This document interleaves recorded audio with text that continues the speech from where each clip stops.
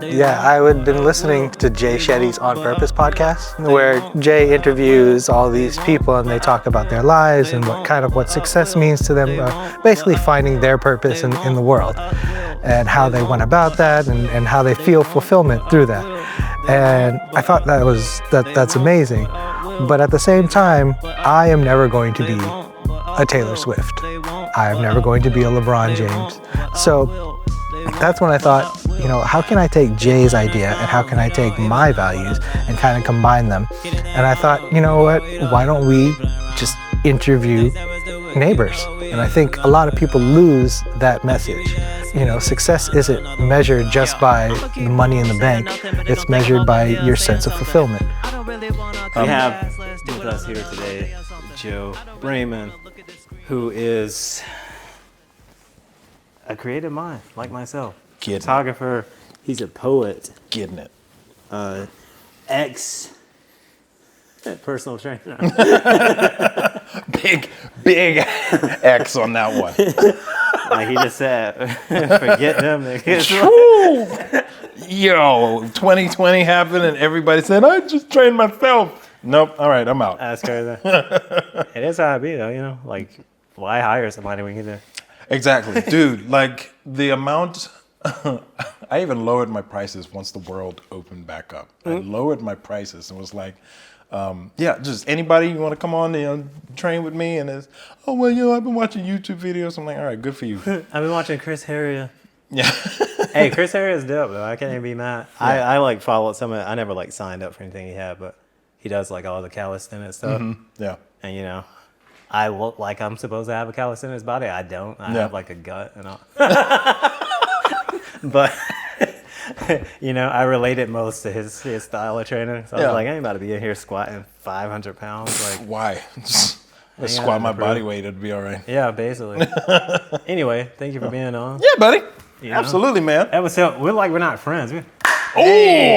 Spanking on it. Spanking on it. Those videos. Yes. Introduce a new friend. They're like, slowly move the other dude out of the picture. He's like, dude, this has been coming for a long time. Like, things haven't been the same recently. It's like the universe is calling us to move as we go on. apart. I'm not turning this fan on. It's a little bit warm. You warm? A little bit. I don't know what. But I'm also Bermudian. We'll talk about that in a second because he's got layers. Let me go check what his air is in. That might hit his fan up. Layers because I'm thick with 3 C's. So I had to leave myself a tiny little spot. I can't keep walking around this dang couch. Anyway, tell the audience where you're from. You just told them, but I am from probably the darkest part of Wonka Land. It's rivers of old syrup. It's not new syrup. It's old maple syrup. Morby. No, I am from Bermuda, a little tiny little island out in the middle of the Atlantic, and it is literally all by itself. And the fact that we made our way to the States is a journey. When was that? You probably told me, and I'm not a good friend, so I don't remember. I came November 1st of 2001. So this is just after 9/11, when the world was at its craziest as far as traveling goes. And then we moved from Bermuda to Spartanburg, South Carolina. Oh, Lord. Where? How was that an upgrade? We lived just off of Blackstock Road in Spartanburg, and the area that we lived in, the night we got there, and we got there super late at night, there were 3-4 gunshots. Of course, they had to welcome you. Before we could close our eyes. That's the Spartanburg welcome. You're like, I feel right at home. I can sleep well now. And they were 2 blocks over, so welcome to America. That just reminds me of that. There's just so much stupid stuff on the internet. There was some guy, because you play white noise for babies to go to sleep. It just sounds like static. He's like, hey, Alexa, play black noise. And it was gunshots inside. It's just like dudes yelling out the window. And he's all like, like went right to sleep. God dang. I told you that baby wasn't mine. What? Mari said it is. That baby don't look like me. Crazy. It's that. It's So you moved to Spartanburg and they played Black Noise. And It comes with like a scent dropper of like grits. Grits and biscuits and gravy. oh my God. Salmon out of the can. The tiny faint smell of weed in the background. Man, it's always there. No matter how much Lysol, how many incense you burn, it just like bakes it into the wall.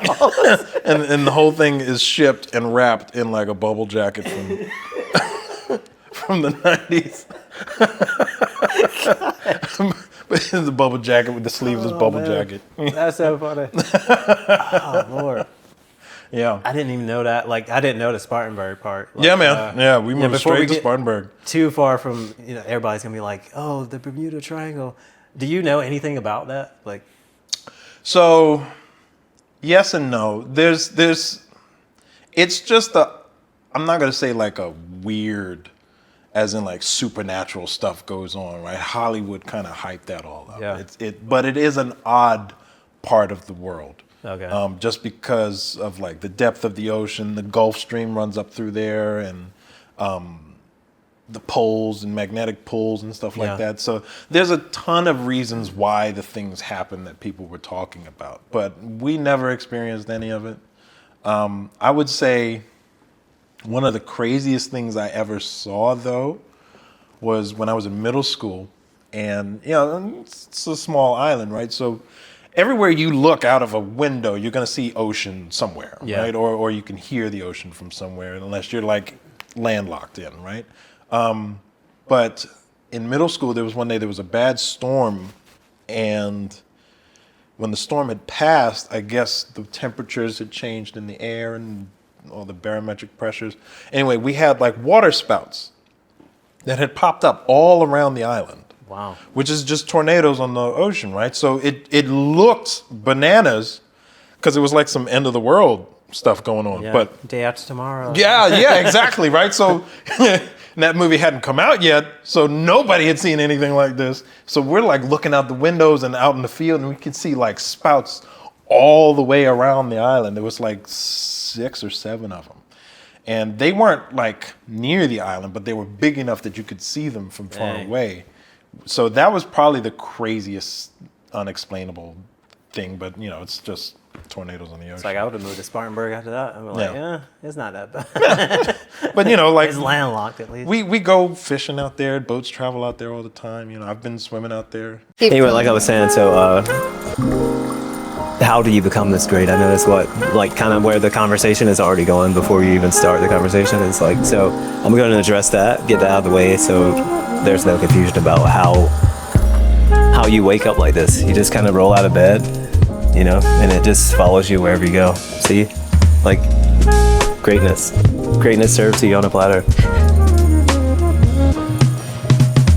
Wait, what was the question? Oh, this is good. Oh, thank you. This is brought to you by... Wait, this is Meet the Neighbors podcast. This is brought to you by the Founder Positioning System. Look it up on the website. I don't have to explain it every time. Thank you, though. Thank you. I love you guys. You make me sick. I used to work for the zoo in Bermuda, and part of the zoo is the aquarium. And sometimes they take you on little expeditions out to go and get like small fish from reefs and stuff to put them back in the exhibits. So I would go out with them on there, and you see like bigger fish and stuff like that. Like whale sharks are everywhere out there, but nothing crazy. Whale sharks are allegedly docile, though, right? Yeah, very much so. Very much so. So one of the trips, actually, we had gone out, and I was in the process of learning scuba diving. So there were scuba divers out there, and they asked me to watch them, but I was watching them from a snorkel at the surface. And so I'm watching the divers underneath me, and mind you, I'm like I think I was like 13. Yeah. So I'm watching the divers underneath me, and every now and then I would raise my head up to see the boat to make sure I haven't drifted too far away from the boat, right? Because currents and stuff like that are super strong out there. And I don't have anything on. I've just got my goggles, my snorkel, and my swim trunks. And Like so you said, you didn't have anything.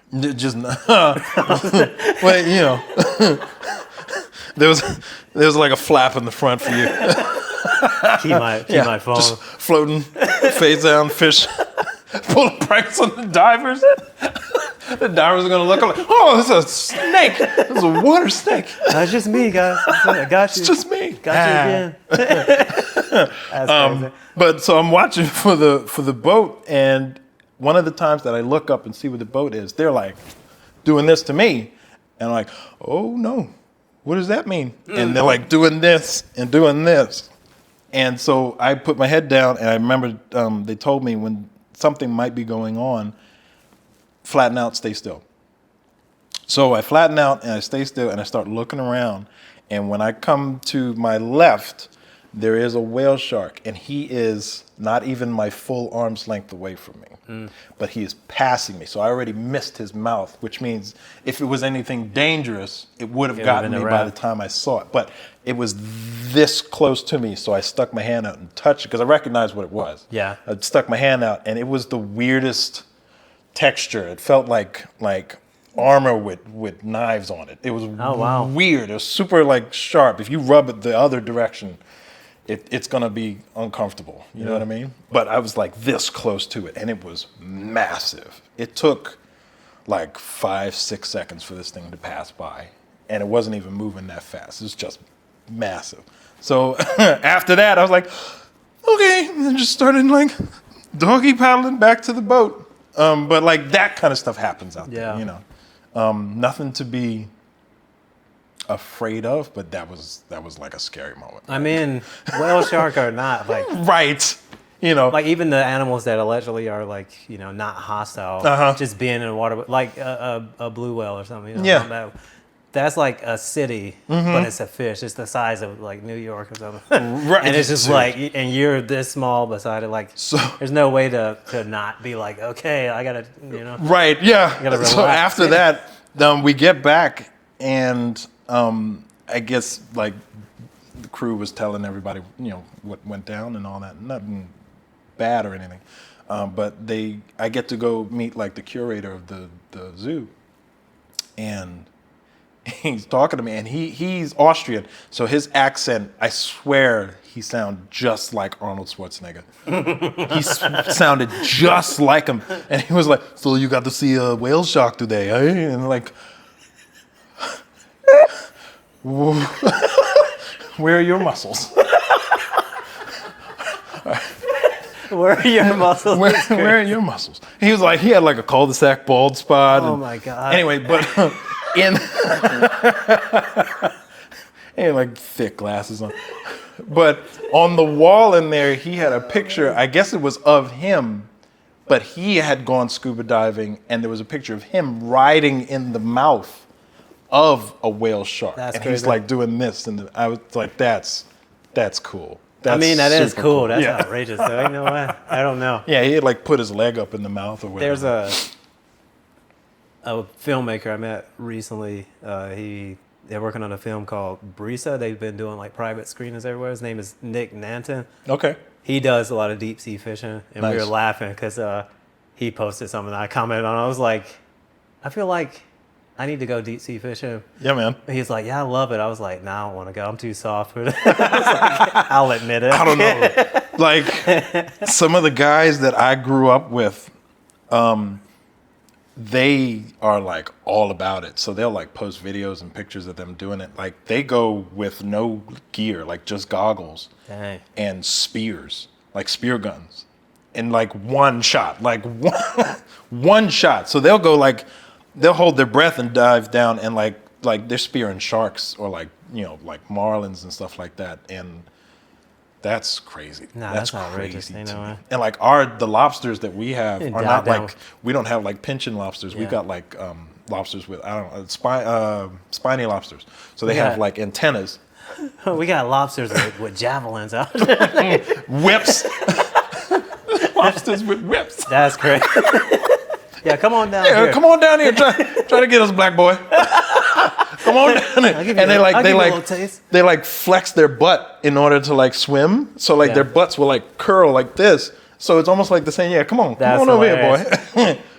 But they're massive. They're like as big as your torso. Damn. Huge. And some of these guys will go down there in one breath and just catch them by their antennas and like swim back up to the surface with them. Yeah, I'm not built like that. I'm not a man. Y'all know right now, YouTube. Like, I'm not a man. I'm not a man. Like They're I thought men. I was a warrior, but like I ain't doing nothing like that. Those are men. They still can't see me all these hands. And here's the crazy thing, right? Like some people are just built to be this way, right? Yeah. My mom, when I was a kid, there was one night she just asked my brother, and I said, "You guys want some lobster for dinner?" I'm like, "Yeah." And apparently she either had traps or knew somebody that had lobster traps. And she left and must have just jumped overboard and swam down to the trap and grabbed some lobsters and then came back. That's and then crazy. They were like crawling around on the kitchen floor while she was getting everything ready. And she just like cooked. My mom's not even Bermudian. She's from New York. She's from the Bronx, which I mean, you know. I would say that explains it. Yeah, that explains it, right? But like she had no fear. I'm not that tough. I'm not that tough. I'm a big guy. For me, it's just like there's too many like ways you can lose in the ocean, you know? Yeah, right. Like not even just the animals. Like you're talking about like riptides and undertow and all that stuff. Like the stories. We don't have enough time for this podcast. The amount of stories. Yeah. Of things that have happened. I know we're like 15 minutes in and we've only touched a surface level on Bermuda. That's how crazy Bermuda is, right? So like for example, right? My dad. Just another breed of a human being, right? But in order to teach my brother and I how to swim, he took us out on his boat. And at the time we were like, I was 5, my brother's 6. And he took us out on his boat and he took us out far. Like he might have a hard time swimming back to land if the boat sank. You know what I'm saying? He took us out far. And when we got out far, he kind of like set the boat to just drift a little bit. And then he walked to the back of the boat where we were sitting. And he just picked us up and threw us overboard. We did not know how to swim. He just threw both of us overboard and then started the boat and then drove away. Oh my God. As he's driving away, he said, "Catch up." And that's how we learned to swim. That's insane. And he didn't like drift a few feet, like he went yards. We had to catch up. Talk about panic. Yeah, no. And it wasn't like, oh yeah, nailed it like that either. It was under, swallow a little bit, come up, throw up a little bit, and then just like slap the water until we made it. Oh man. But we became really good swimmers after that. I got on the swim team and all that kind of stuff. And it was, Bermuda's a whole nother It's the place. Michael Phelps bat story. That's why he's got that neck. Dude's got a neck like a shark. Oh man, that's freaking crazy. Now, some of those Olympic swimmers, they do be swimming like dolphins. And I'm like, dude, how do you even move through the water like that? I had to teach myself to swim as an adult because I didn't grow up around water. I guess my dad knew how to swim because he was in the military. It's a trip. Like, yeah, they make you if you don't know. But like, yeah, we went to Lake Hartwell like once, and that's not the place to learn how to swim at all. Like, you know, you might catch a human foot or something like that. Anyway. All these people know how to swim. I'm the only one that doesn't. We get on this canoe, and it's like doing this the whole time. Oh, yeah. Everybody has life jackets except me, because the one kid, the last one, it was like the last life jacket. And he's like, yeah, I know how to swim, puts it on.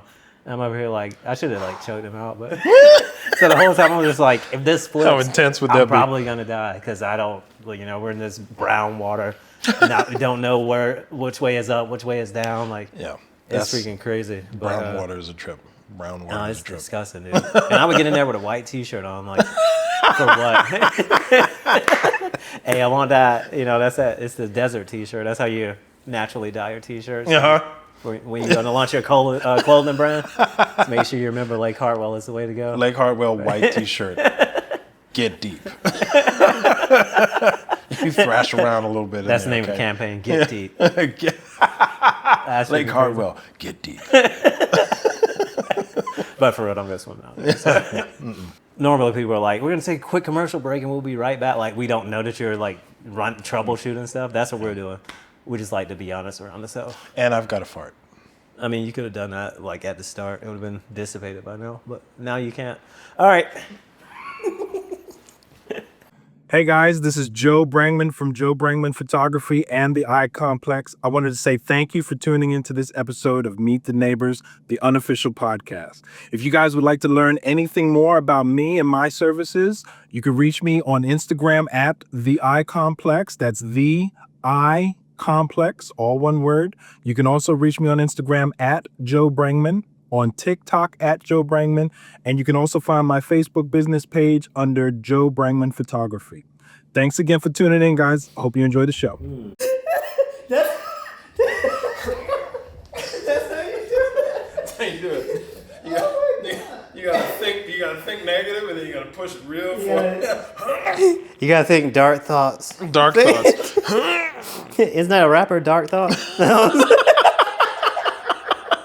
That's a adult website category.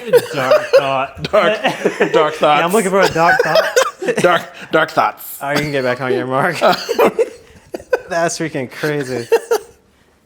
Dark Thought. Dark thoughts. Gosh. You're going to catch that just random section, Dark Thoughts. What are they talking about?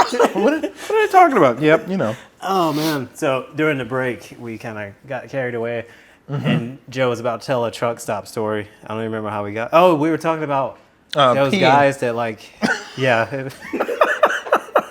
Those guys, y'all have probably seen them. If you've been to any urinal, you probably had the misfortune of experiencing the guys like put their hands on the wall and they're like almost moaning. I'm like, Yeah. bro, this is mad uncomfortable. He's just like, ugh.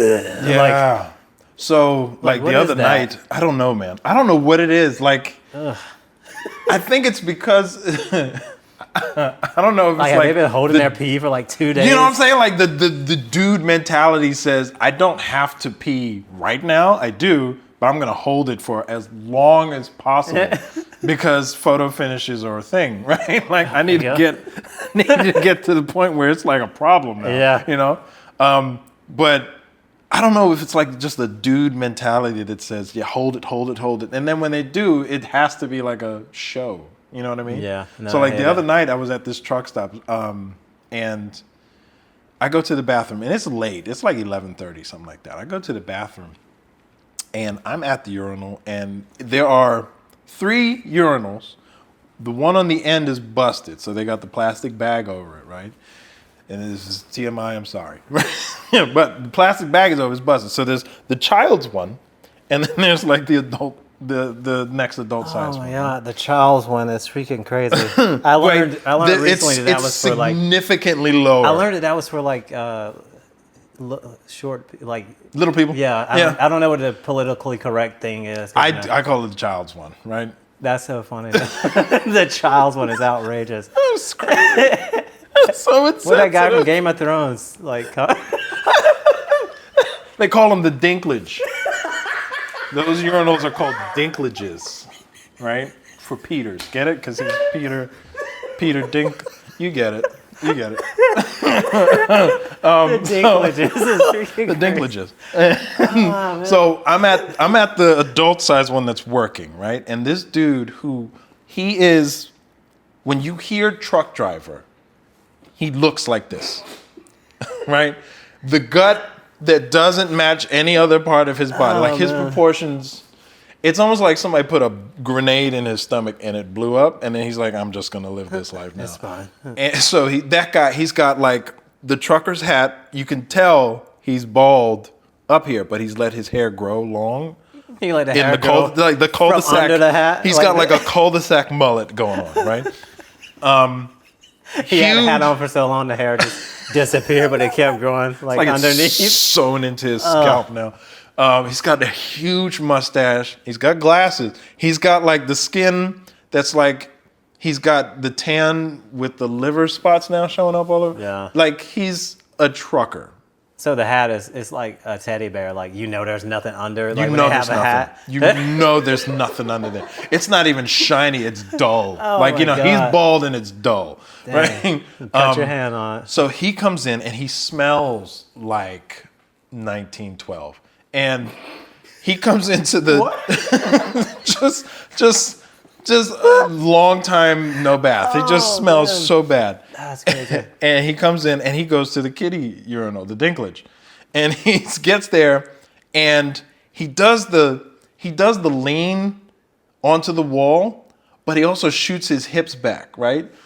So so now he's like doing this, and he's got the other hand, and because the urinal is so much shorter, you can't just pee into it normal. You got to aim down. Yeah. Oh, that's what the hips back was. Right, so his hips is back. So he's like, yes, he's like, doing that. He's playing football. But he's got one hand, on the wall, and the other hand's holding his junk, aiming it down, and he's like, oh God, yeah. Oh.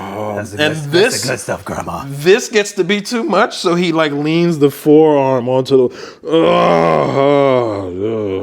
He's less than 3 feet away from me because there's a divider. You can feel his breath on your neck. I can feel. He's like, oh, Joe. I can feel the dirt from his childhood on me. It's just radiating all over me. That's crazy. Yeah, I don't understand why dudes let themselves get to that point. Like he would have just like, Joe. You're like, excuse me, what? It's like, I'm sorry? Where do we know each other from? It's like, I've been following you for like 600 Joe, miles. bring me on. That name is a Bring Man.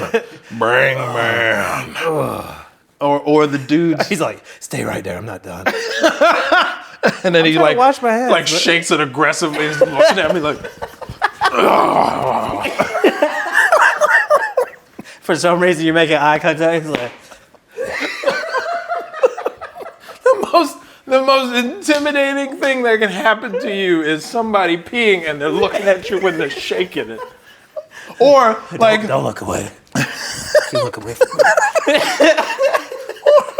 or like, tell me this man conversation. Does this happen to you sometimes when you pee? You get a random cold chill, and you like. Like, oh no.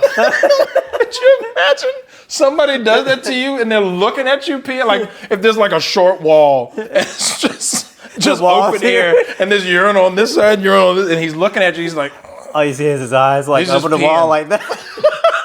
and then you can just see his eye contact is like. Joseph. No. I could have swore you just said my name. No? No, say it's anything. just spontaneous. I just said, give me the good stuff, Grandma. It's like, what time you going back to your truck? I'll meet you out there. I didn't ask you to do this. I don't need them. It's cold. The other part of that, why is your hand on the wall? Why is your forearm know, on the like- wall? Like, we've all seen how gross. How bad is it? Not just men's. At my first 9 to 5 job, I had to clean bathrooms. The women's bathroom was freaking disgusting too. It's not It's just always the men's. worst. Women's bathrooms, My gosh. always the worst. Always the worst. I used to work at Old Time Pottery. Just before I met you, I was working there. And every now and then, the store manager would ask me to go clean the bathrooms. And you're like, oh man. Because it's the women's. about The to men's quit. bathroom was never a problem. It's the women's bathroom. Mind you, it's Old Time Pottery. Most of the customers are women anyway, right? But yikes. There was one day he asked me to go in there and clean. And not the first all this. Before you went, he's like, I'm sorry. Like he had already been in there. It's exactly what happened. It's exactly what happened. God. He's like, I'm sorry, but it basically like you do it, I'm not doing it. You got to do it. Anyway, so I go in there, and the second stall, the Old Time Pottery, it had like those really high toilets off the ground.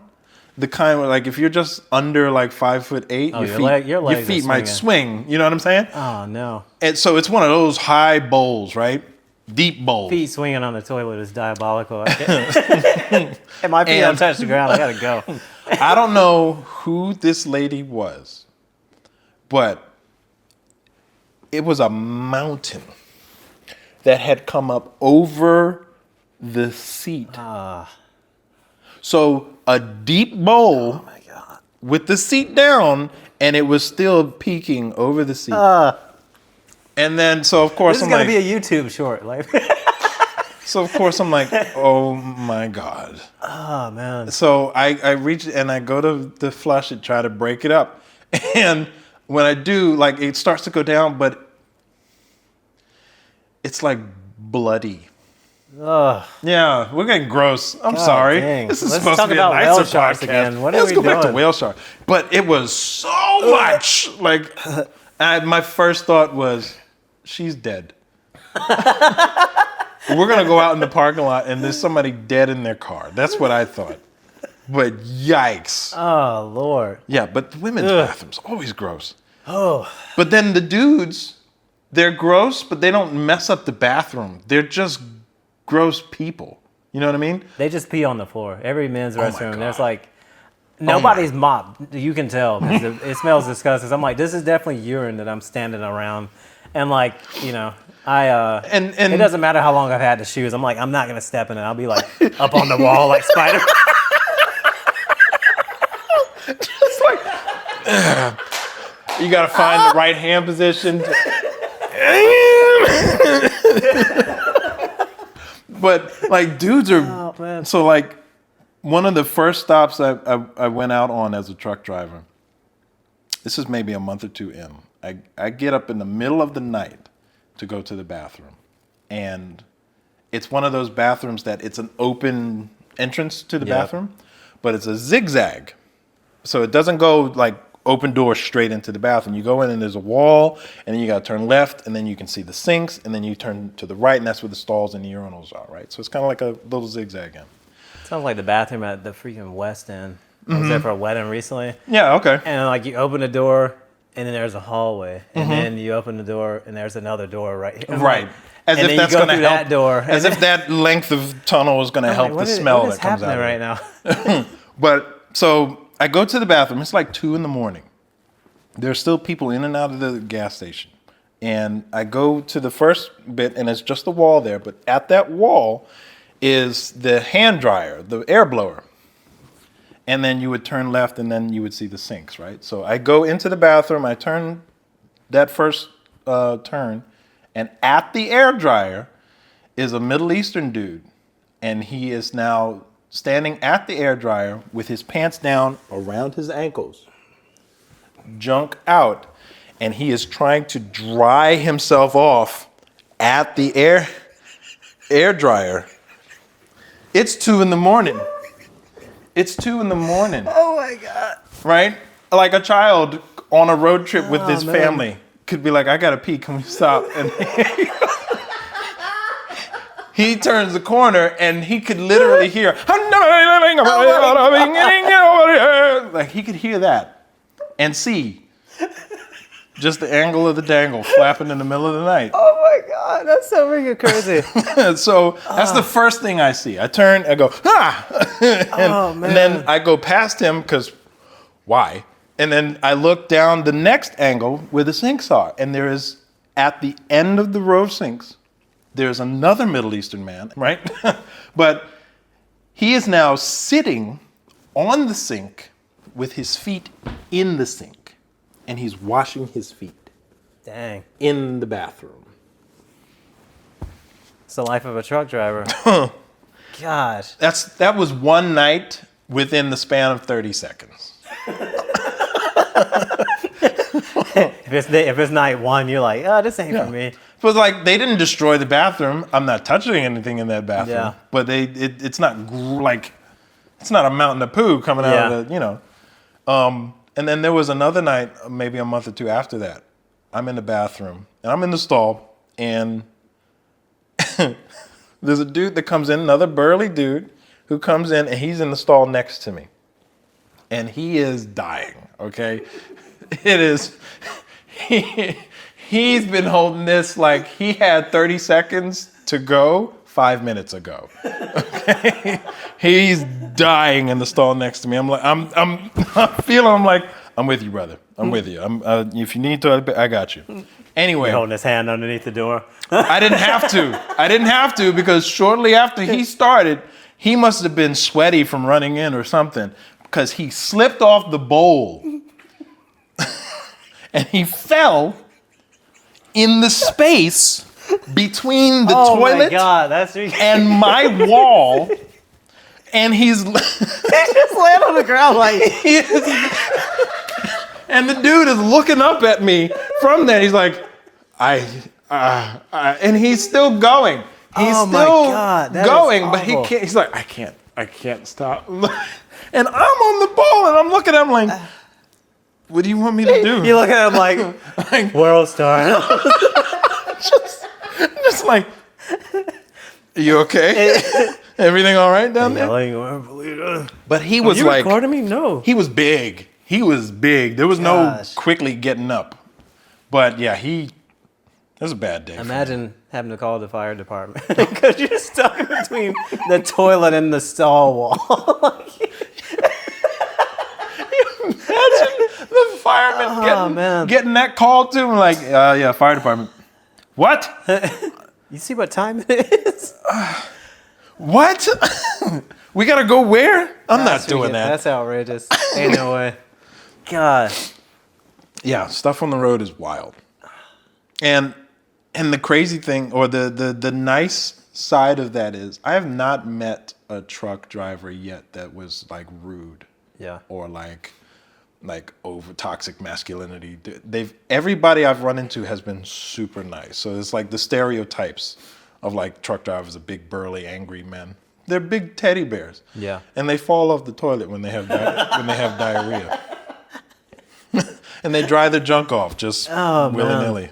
And when you were talking about that, I was going to ask you earlier, like how many times you've walked into, because this happened to me like probably a handful of times, just bathroom in Walmart, you walk in and somebody's in there where they're at the urinal with their pants around their ankles. I'm like, what are we doing, bro? Like, how are we over 10 and still doing that? You know what I mean? They just like never learn. I mean, full on Donald Duck and at the urinal, cheeks out.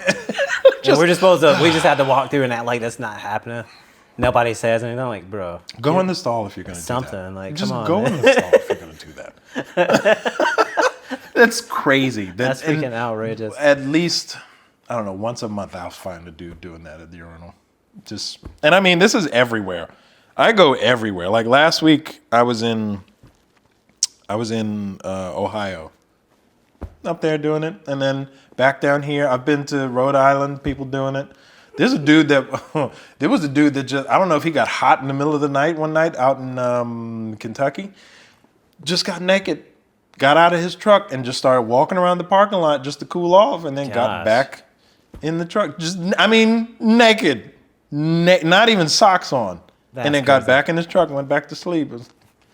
I get it, man. He must sleepwalk or something. That's crazy. Nah. Ain't no way. Oh, there was a dude who, when I was in orientation for this job, Lord, I can't remember his name, but you have to like spend time with a trainer in the truck on the road for like 2 weeks. It's like 12 days, something like that.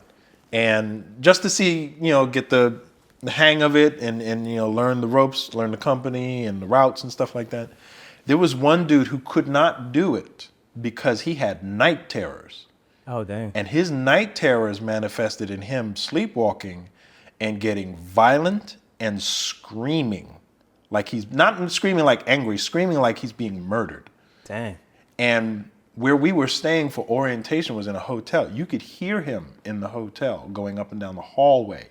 So he managed to get out of his room doing this. And then once that got to his trainer, he's like, nope. We're done. You don't have to finish the trainer. No. That's wild. Yeah. There are people that get by with that on the road, Gosh. too. Yeah. It's crazy. The world is crazy. No, the world it really is crazy. With that, we're going to take another break so I can make sure that this battery isn't dead. And then we're going to get into the creative stuff. What we actually like to talk about. We talked about toilets. No, that's what I like talking about. Like, that's what I live for. Forget photography. They call it toilet humor. Oh man. No, I mean that tracks. We'll be right back after this brief message from Jet2 Holiday. No, You too can have a Jet2 holiday.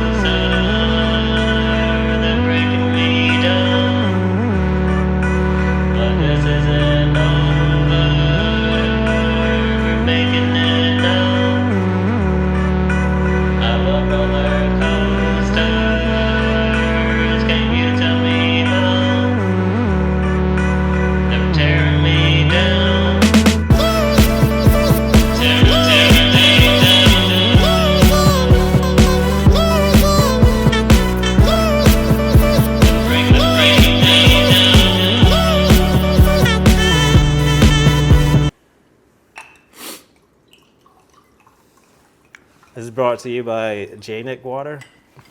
This is Lee launching bullcrap products for no reason. It's like, I'm just gonna pour this J-Nick water. And wait, where am I supposed to be looking right there? J-Nick Water at a theater near you. You tell me when it's close to the top, Oh my god. because I don't know. That's not even it. My fears got the best of me. There you go. Cool. Hi, people. We're back. I know we keep taking breaks.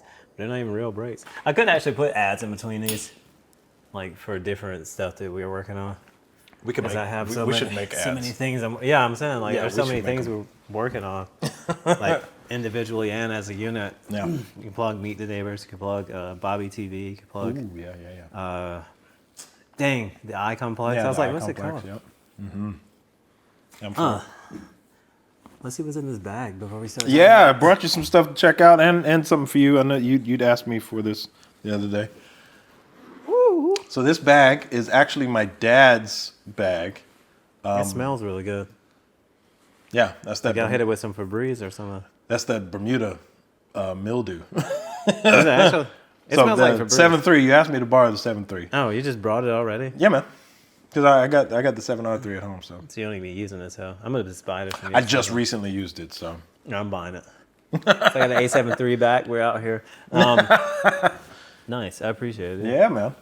But my dad was a big photographer, but enthusiast. Yeah. He didn't do any like client work. He just liked taking pictures, and my God. he started when he was in the regiment in Bermuda back in the 70s, and some of these are his cameras from the 70s and the 80s.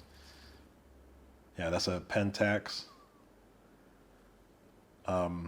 They're a little beat up. I don't think any of them are actually functional right now. They're gonna need to be like refurbished. Yeah, this one needs to be. Is these like mold spots or something? Yeah, yeah. I'm The allergic. glass on these, glass on these is gonna have to be reworked for sure. These are freaking wild, bro. Yeah, Here, you can and hold that for a he second. just he just didn't really. Canon AE1. I remember these. He this had one of them still in use when I was a kid, and then I guess he just put This them one's in a little bit better shape than that Pentax. You can see the lens Yeah. has some fungus. Yeah, it's inside. got some work to be done on them. These are nice. I have a. I mean, It was actually my sister-in-law's. It's a. the African style straps. Oh man. You know what I mean? Yeah, my sister-in-law has a Minolta. I did like a photo shoot of it. Oh, nice, Years ago yeah. when I was like trying to practice photography. There might be Minolta in there. There's another Canon AE1. He loved the Canon AE1. He did, apparently. man. has That was two his of them. jam. That was his jam. Now these different focal lengths. This one's a 50. The one I think just so. handed This one you. here is a 50. This one is Oh, so you just had two that were he's both got a 50 now. 49. He's got a filter on this one, bro. He had a filter on that Look one. at him getting down. A little Right. light meter. Is that what this is? Yeah. Flash, I think. Oh no, this is a flash. That's a flash. What is this one? Is that the Pentax? Uh-huh. That, I mean, the filter. Oh, 50. This is a 50. Oh, they were all 50s. Yeah, man. So he just kept getting 50 mil cameras. He's got other lenses packed in there, though. But yeah, this is a 49. So this Is that just a 50, protective filter, or is that something else? Does it say something else on it? It says a Hoya Skylight 1B. Oh, I have one of those. I think it's 49 mil as well. I didn't even realize that. It does, I don't know exactly what it does. Mine adds kind of like an orange hue to the image, just slightly warms Sweet. it up. Yeah. I don't know if that's you what can it's see, actually You can for. see the little tint to it. 28 to 85. Yeah. Wait, how's, oh, snap. Dad, no! I was trying to zoom it, and I just like pulled it in half. Just destroyed my dad's Yeah, legacy. You son of a... That's so funny. I put this back. You're at a store. Like, At a store, like, oh yeah, I don't think I want one of those. yeah, Oh like man, some of this these, is really cool, dude. they need like mechanical work on them. Canon. What is this? 70 to 150. Oh, it's a multiplier. It's like a. I guess it like I don't really know what a multiplier does. I imagine it kind of like extends the range of an existing lens, Probably, yeah. like a speed booster, but for more range instead of more light. Yeah, Yeah. it looks like that's what it is. Metal mount. That's kind of cool. Yeah. I know y'all can't really see this on camera because we don't have anything designated to this. I could have moved one, but you know, you'll have to see it later. Yeah. Because technically I could have done B-roll of this little battery grip. That's dope. Yeah. I would love to get to the point where I could get these redone or refurbished and start using them again. Is this film? Oh no, it's another lens. Yeah. That's like a 52 mil super from fisheye. Japan. Yeah. No, he's got like a fisheye in there that's like crazy. I think, unless I I took kind it of off. want to take this off, but you know, I already broke one thing. No, tonight. you should be fine to take it off. Oh, there Yeah, it is. Yeah. I was about to break it because I was pulling this, like the lens hood. Look Oh, at this that. is a fisheye. Yeah. Why is it saying 52? There's no way it's the 52 mil fisheye. Is that even a possible? I'm so confused. The triangle, Bobby. Yeah, right. Welcome to the Bermuda. triangle. Oh wait, you can actually like see that just looking through it. It is pretty Yeah. fisheye. Even if that actually is a 52 mil. Dude. Oh, got to use this.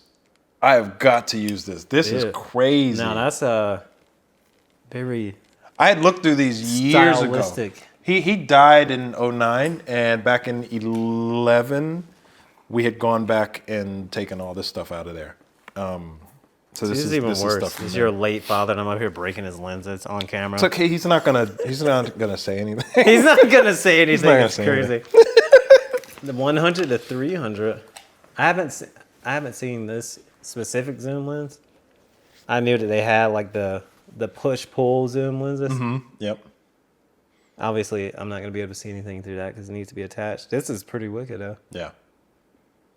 Yeah, he has some cool stuff. Oh wait, this is FD. So you could I can show you an adapter that you can get to put this on your Sony camera. Yeah, I would love to be able to use some of these on there. 'Cause I Usually- know that's the cool thing about Sony is that they have Yeah, Sony adapters that you can use for Sony's other kinda lenses, goated in other that. brands. those regards that you can just like adapt so much different stuff Yeah. to them. I even kind of like the fact that the lenses have a little bit of like buildup in them. Yeah. It would make some very interesting images. Oh yeah, 100%. I need to learn how to use like film cameras. I'll let you pack those other two. away. Yeah. Sweet. Yeah, I just I- wanted to show you this for a little while now. I've had this sitting in my office. I bought him a Mia film photo camera, Nice. and I haven't used it yet. Not even because I don't want to. Like I bought film for it, everything. Oh, I haven't bought the batteries. I was like, there's some missing element.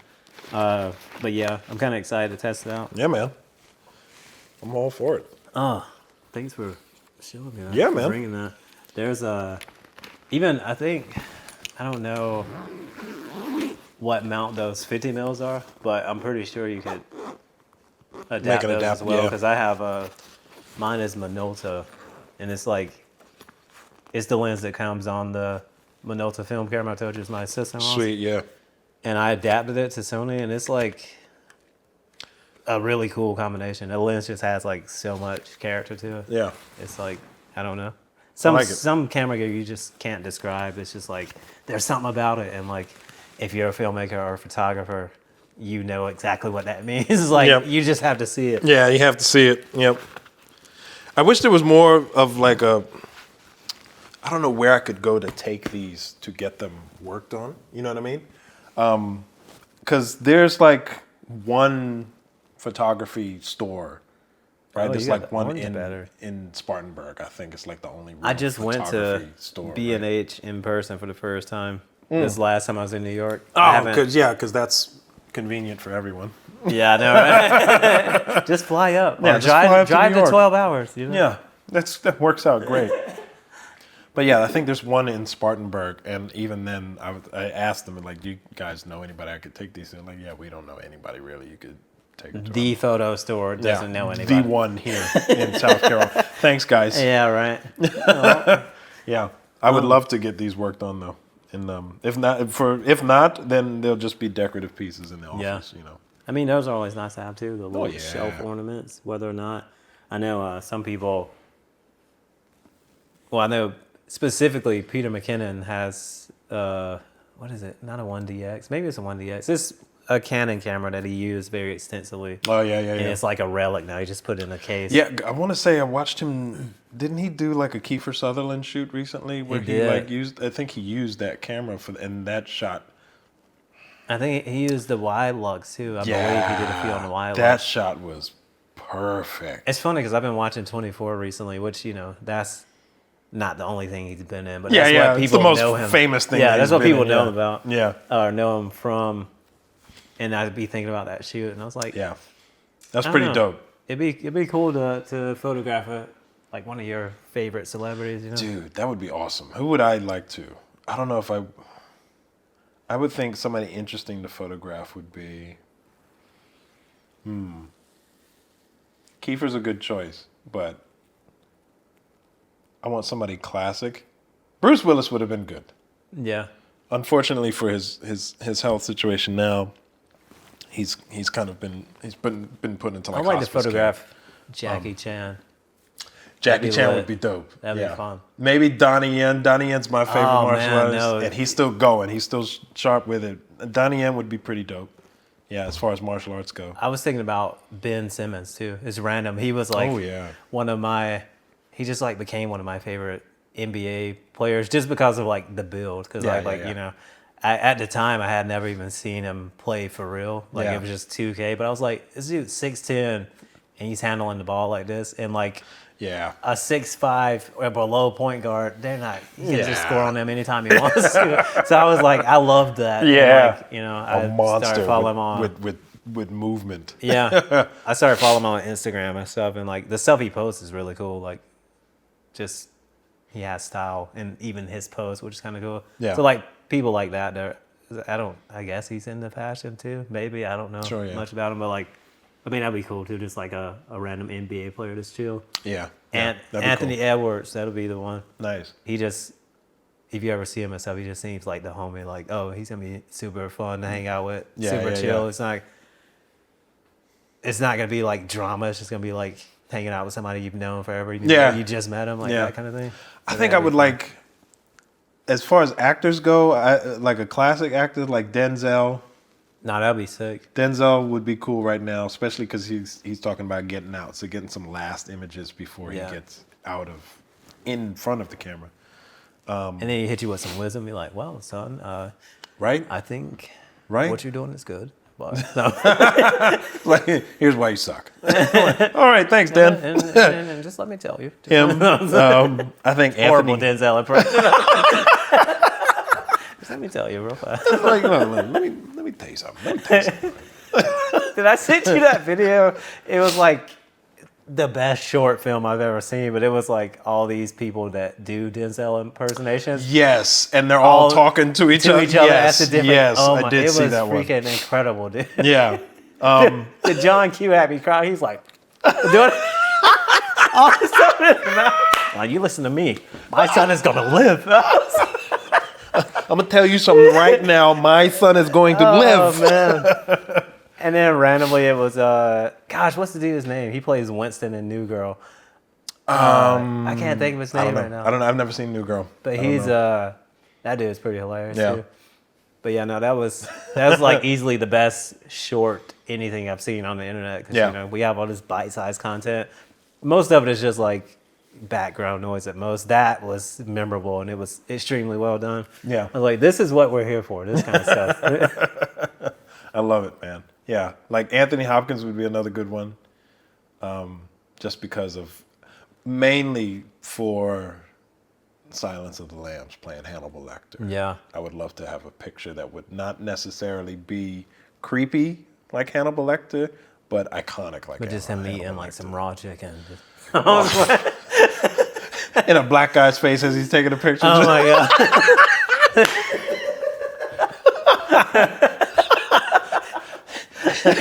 That's crazy. Hello, Tyrone. I ate your homeboy with a nice Chianti and fried chicken. You're next. You're next, boy. Oh man, as well. And then like comedians, I would love to get photos of like some comedians.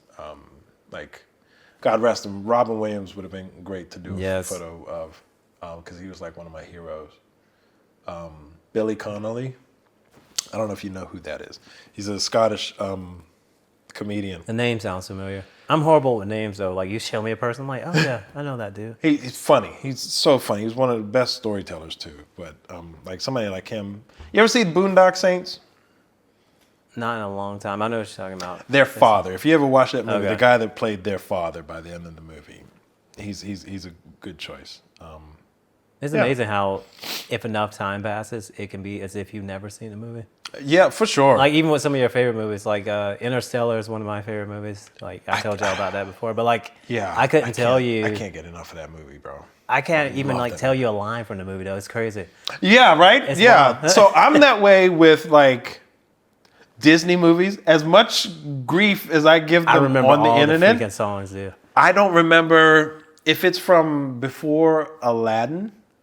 And I've seen them. We had the VHS tapes of them when I was a kid, and we watched them 1,000 times. I can't remember a single one of them. Like, I rewatched Dumbo recently, and I'm like, get out of here. Wow, there's a lot of racism in this. Oh my God. And like Peter Pan, I rewatched it like, oh, the Native American scene is crazy. But like, I don't remember any of the plots of them. Like, I know Bambi's mom dies, right? Yeah. I don't remember anything else about that movie. Seen I it barely 1,000 remember times. anything else about that movie. I remember there was was there a fight? Did Bambi fight somebody? I don't remember. Yeah, like I vaguely remember like him headbutting somebody Yeah. or something. Fighting over Feline. Was that her name? Something like that. I don't know.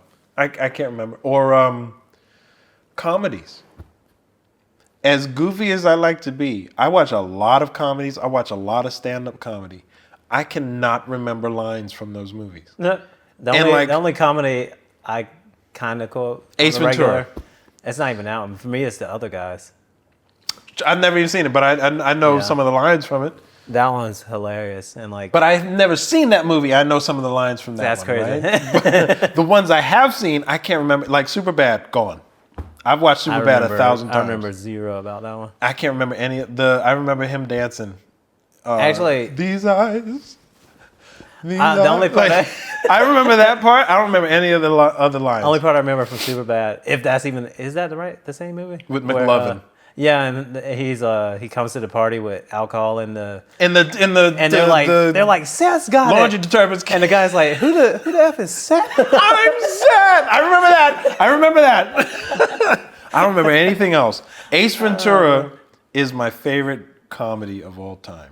And I don't even think I've seen that one. Oh. Somebody was telling me classic. that's It's classic. Jim Carrey. Right? Yeah. It's his first movie, like his first like big deal. Oh wow. And he was talking to the director behind the scenes, and they were like, "Yeah, we need you to like let him out, let Ace Ventura out." It's like, "You sure?" Because once I do, there's no really getting him back in there. And they're like, "Yeah, go for it." And then that movie came out, and it's bananas. It is Wow. bananas. Like, The premise of it is somebody stole the dolphin mascot from the Miami Dolphins. That's crazy. So they bring him in to find the dolphin. Yeah. The tank has been drained, and they need him to get in there to, investigate, see if he can find anything. So he starts crawling into it, and he looks at Courtney Cox from Friends. She's the female lead. And he looks at her, and he's like, if I'm not back in 5 minutes, just wait longer. And then Just wait longer. Just stupid jokes like that throughout the whole freaking movie. It was the funniest movie I'd ever seen as a kid. It's full of dirty jokes now as I get older. You have to watch that. Please watch that. It will change your life. It'll change your life. It will change your life. And the second one. The second one was funny too. But yeah, my mind when it comes to that kind of stuff, I can't remember funny stuff. And as goofy as I like to be, the funny stuff just goes right out. If you ask me to repeat something I told you that was really funny, you're asking me if we weren't filming this, you wouldn't even know. Right. If you're asking me to do algebra right, I can't. It's gone. That's wild. Yeah. I also remember the scene from, I think it was like a musical portion of Casa de Mi Padre. And it was like supposed to be like Will Ferrell this. one where he's speaking Spanish the whole time? Yeah, but they're like, the scene was like him, I guess it's supposed to be like a love scene between him and a woman. But like every scene, the woman became more and more mannequin. And like at the end, he's just like, it was so funny, dude. Just full on mannequin by the end of it. It was the silliest scene, but like stuff like that just makes me laugh. I love it. It was hilarious because it reminded me of the mannequin hands thing that they did on, I guess, what's that SNL? What's that SNL spot? They would be like, It might have been, yeah. It was like, let me show you. And then it was like the little tiny hands.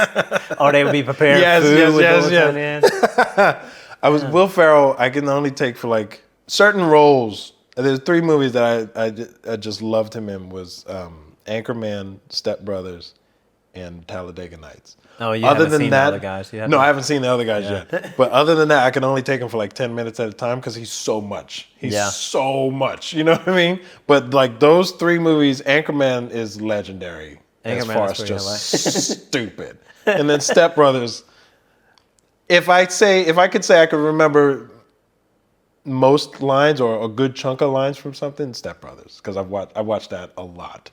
I remember seeing it in the theater, sitting beside a guy I went to high school with, and he was like a very abusive laugher. So, so you're sitting right there, he's like, ah! And I'm like,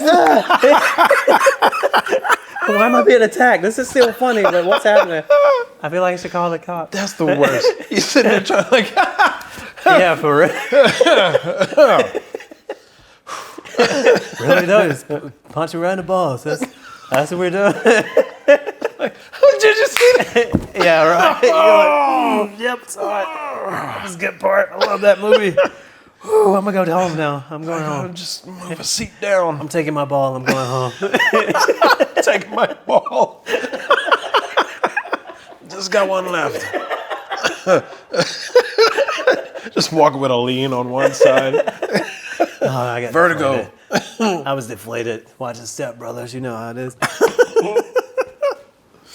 Man. Oh man. So, before we run out of tape, let's talk about your journey into the creative field. And, dude, it's been something, man. I've always liked cameras and photography, but I never bothered to do it really myself. So like, my dad's stuff, I remember seeing him with it, and I always thought it was cool, but never clicked for me to try it. And then I moved to the States, and then my stepdad, he was kind of like an enthusiast, not much, but he would do stuff here and there. And then later on in his life, he kind of got into it a little serious with it. Yeah. I think he went to school for it at some point. But he bought me my first camera, and it was a Minolta, and I still have that camera. In fact, you gave me one with the bag. Oh yeah, it was like a little point. And it's old point and shoot Minolta, and it's similar to the one that I already have. So I've still got both of them. But I would take that with me to high school here. And I got used to taking pictures there, which I thought was cool. And then, you take the film to Walgreens and you get the film developed and all that kind of stuff. You see the pictures. That was kind of cool. And then after high school, I just left it alone. And I remember going through my mom's old photo albums, and she's got photos from, when she was in New York and when she moved to Bermuda and had us and stuff. So the problem with Bermuda is that it's so humid there all the time that everything can get very mildewed very fast. So the smell when you open the bag, mildew is just the air of Bermuda. It's not really that it's ruined. It's just that's just what stuff smells like in Bermuda. It just smells old and mildewed. But it would eat through like pictures and film and like VHS tapes and cassette tapes and stuff if you didn't take care of them regularly. So like everybody's house had a VHS cleaning machine and stuff like that.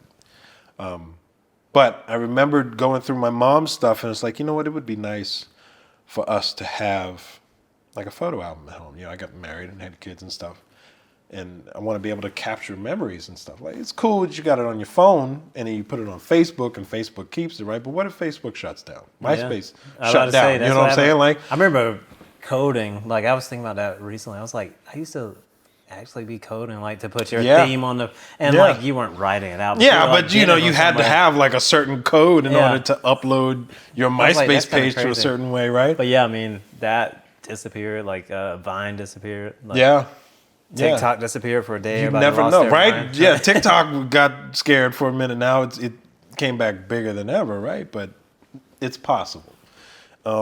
So my wife and I, we bought a camera, a Sony A5100, and you still have that? Still have it. You selling it? Oh. I thought about it the other day. I was like, no, this is classic. Does it have video features? It does. Because I think it'd be fun to experiment with, like, we bought it, filming something on it, with the intention of making YouTube videos. And we did. So if you guys ever check it out, The Sweet Life of A&J on YouTube. We've got like 4 or 5 videos on there. I was about to make a joke, be like, yeah, they had 2 videos and then they just stopped. We did, right? And we started filming back in like 18, back in 2018. And we filmed everything on that camera. And it was cool. Like, video quality wasn't really bad back then. But we also didn't know what we were doing. I didn't know anything about photography or videography like that. But in 2018, I also got sick with cancer. I had cancer. And I wanted to, or after going through chemo and radiation and stuff like that, the treatment's worse than the sickness. And so I had insomnia before. It was 10 times worse now. And I could not sleep. I was going absolutely crazy. And there was one night in particular, it got really, really bad. And at about 12:30 or so, I just could not stay in the house. So I got up and I saw the camera on the table, and we hadn't used it in a while. And I just grabbed the camera and I said, well, let me just go somewhere. And I decided to go out of the house and went downtown Greenville. And I started walking the streets just by myself. I had like a little pocket knife with me, and I had the camera. That's it. That's all I had. And I would start walking the streets and taking pictures and figuring the camera settings out without YouTubing it and guessing. It was just taking pictures. And it had a kit lens, 16 to 55 on it. Oh yeah, I have that. Just basic kit lens on it. Yeah. Power zoom. Yeah. That's all we had on it. And I started walking up and down the streets. And Great lens, by the way. Like, especially I still have it. It's still perfect. I sold mine and I bought a second one because I was like, I got 2 FX30s. I started vlogging on those. Yeah. Just because that lens is so, like, compressed, so compact. And I was like, you're vlogging, everything doesn't have to. Because I'm a filmmaker, like a real filmmaker now. So to me, everything has to look like a movie. And I'm like, you just like, everything doesn't have to look like a movie. Like, it doesn't have to look like a movie. Just capture a moment. I mean, you don't want your highlights blown out like that one video you sent me, but still. Like, anyway, you're talking about your first photo walk. Yeah. So I went out. I think I walked around till about 5 in the morning. just walking up and down the street, Dang. passing like homeless people and people drunk and throwing up on the sidewalk and stuff. And I might have taken like 400 photos, all garbage. All of them were garbage. He said a single one. Not a single one of them were great. Made the light of day. But it got me interested in making them better. So then I went home and I crashed. I slept for like 12 hours. And that was the first night of first round of sleep that like was significant since being off of chemo and radiation. So I said, okay, maybe there's some sort of therapy in it. Maybe it was the walking, maybe it was the distraction of the mind and taking the photos and stuff like that, something, but it helped. So I said, well, let me keep getting into this. Started on the YouTube, started looking at different photographers and different street photography and learning about, Like Dr. Hines. Is that what he calls him? Yeah. Who? I don't even Dang. Never mind. I don't even know who Dr. Hines is. I was kidding on the shout out. He's not a real person. Just giving fake people shout outs. Actually, I want to say that name sounds familiar. No, he's I think his thing is like street photography. He's pretty well known I want for to it. say I know who you're talking about. He's a young black guy? Yeah. Yes, I know who you're talking Yeah. about. Yes, I did come across one of his videos actually, and it was him partnered with another guy, and they were walking around, I think it was Chicago or something. Okay. But yeah, so I started learning that. I started learning about the exposure triangle and all that kind of stuff, and it started clicking. And then I started getting into it really, really heavy, where I was going out. This is when I'm still working at BMW. Yuck. So we have yuck. But I will do an ad for y'all niggas, but like I ain't coming back to work there. So. I'll do a commercial. Yeah, I'll do an ad for I ain't you. building no cars. You guys need a new photographer up there, right. videographer? I got you. If you need a hit, if you need a hatch put on, I'm not the. If you don't, yuck. Yeah, right. Yuck. You don't need a commercial, then y'all try. But, they would give us so many, like you'd work for, 4 days straight and then you get 5 days off and then you work for two off. So in those days off, that's what I was doing, was just street walking all night and just taking photos and stuff. And I started getting good. I started liking the photos more and started getting more creative with them. And Like street walking, he means like photo walks, just in case. right. There's always gonna be somebody that's like, Right. he's like, that's what I meant. Yeah, that's what we meant. Sure. Yeah. It's just walking around with mini skirts and Oh my god. get these calves You just popping. randomly have a camera, like when the cops call me, I'm taking photos. Just sitting on park benches and somebody looks in the camera. Hey, Gotcha. look at me. But yeah, so it just snowballed from there. And then I made an Instagram. It's called the I Complex. And that started getting a lot of attention from other artists and stuff like that. And people started noticing, like locals. And there was one lady who I worked with at BMW who noticed the artwork before she really knew me, Yeah. and had come up to me and say, hey, would you do a family shoot for us? Her and her grandchildren. And it was like, oh, this could be interesting. And then she offered to pay. I didn't know what to charge her because I was new to it. So I said, look, a love offering. When you get the photos, you tell me what you think. And then whatever you feel this is worth, just give me what that is, right? We go out there and we do the shoot, and photos came back really nice, and I gave them to her on Drive, and then she was like, it was like a little while before I saw her again at work. And she came up to me, she's like, oh my God, I love the photos, they're so good. And then she gave me, it was like $120. And I was like, for photos? Like, okay. And even then, like, it meant more to me, not the money and not the photos, but the notion that I hadn't seen her for a little while before she gave me the money. Yeah. Which means she'd been carrying it, which means it meant that much to her that she kept it with her to give it to me, which it was like, okay, well, there's something now. There's a value to it that's not That's really money. cool. It's a value of forever attached to this. Yeah. Because she's willing to walk around waiting for me, waiting to see me, to accommodate me for it.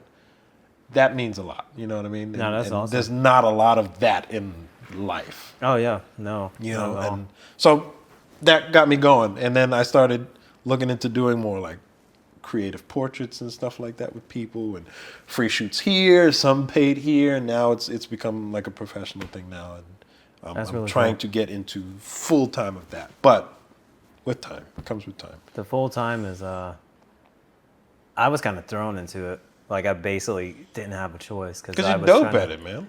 Oh, it's not even that. I appreciate that, but like, it was just I was trying to get like I kind of wanted a work from home job just because it was during, Yeah. COVID. Yeah. Gosh, I didn't even want to say that on my, but like it was during that time. Everybody remembers that bull crap. You were stuck at home. Places were shut down.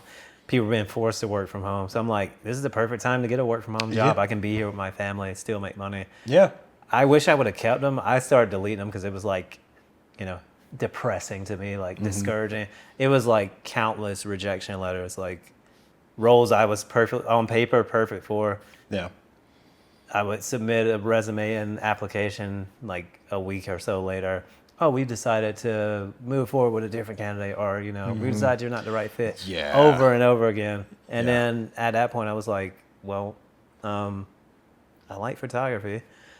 At that point, I had been on like countless shoots with Jared Phillips. Shout out to Jared Phillips. He's the guy that got me like trained up in photography and video just by extending the hand, which I mentioned in one of my other videos. Like, if you're somebody that lacks experience and wants to get into this, you are going to have to go and do stuff for free. It's just like, it comes Yeah. with the territory, Yeah. but like find a friend that's willing to bring you and let Yeah. you be their second shooter, even though they're not going to use any of your stuff. That way Right. you have zero pressure. You can get out there and Yeah. like you were doing on your photo wall, just Yeah.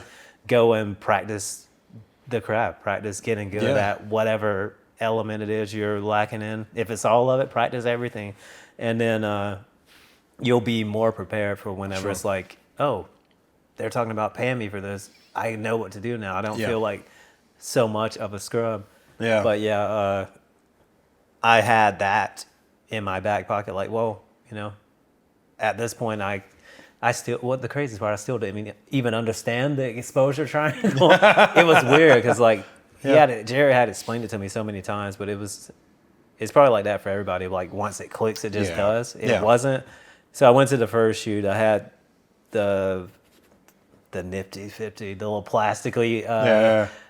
Sony 50mm, the one that focus hunts all the time. If you are a Sony user and you had a lens, you know exactly what I'm talking about. Yep. The first little, what was that called? Greatness, something about greatness. I forget what it's called. The little like motivational film we did, sitting at your kitchen Oh, table. yes. And then we made the spoof out of it. Yeah. Which is hilarious. Go check that out. That one's called The Hard Part. Yeah, the hard part. Oh my God. But yeah, like I still crack up if at that. no, it's hilarious. I Yes, can't believe man. it hasn't gotten more. I probably need to like mess with the thumbnail or resubmit it something. again. See what happens. But that whole time on you is just focus on it. Yeah. If I knew what I knew about filmmaking now, obviously I would have threw it into manual and just like kept it on you that way. Yeah, sure. Anyway, I had that lens and I think like a 10 to 18, and I'm going to do my first like paid shoot that's just me. Some chick had to drop out and she's like, I have this client, they want like photos for their daughter's birthday. Weird shoot. It was at a park, at Runway Park, which is for kids, but they were They wanted it was the like photo they were like shoot there? 16. Oh, And I'm like, what are we doing? hanging on to youth. Yeah, right.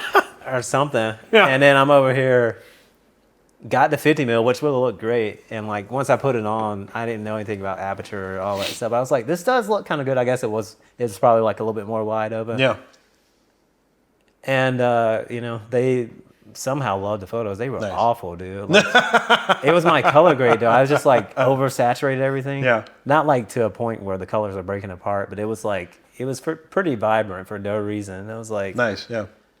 gosh. So I did that. I don't know what my second shoot was, but that was just like proof of concept. People, oh no, I do remember one of the first people, as far as video goes, that gave me a chance to like make money was Maddie Rodriguez. You used to train her. Yeah. And you introduced me to her, and she's auditioning for American Ninja Warrior, and I was like, Yeah. I've seen the show. That's super cool. I've never met Maddie anybody is a that's phenomenal like going, human being. No, she's as crazy. much grief as I give her, because I was a coach for a very long time, and she was one of my most recent clients up until before I retired. Remember we shot a little video? Yeah. That was part of it, like at the gym, training with you. Yeah. And she's she's like 10 years older than me, but she cannot sit still, and she is a phenomenal athlete and just a phenomenal creative mind. No, she's person, incredible. period. She's super inspiring. Yeah, as We're much not just grief saying this as I because we give know her that all you're the going to time. watch this. This is like legitimate. She's like, a grandmother now. What you? Oh snap! Who's been out here? Yeah. No? Who's been out here in these streets?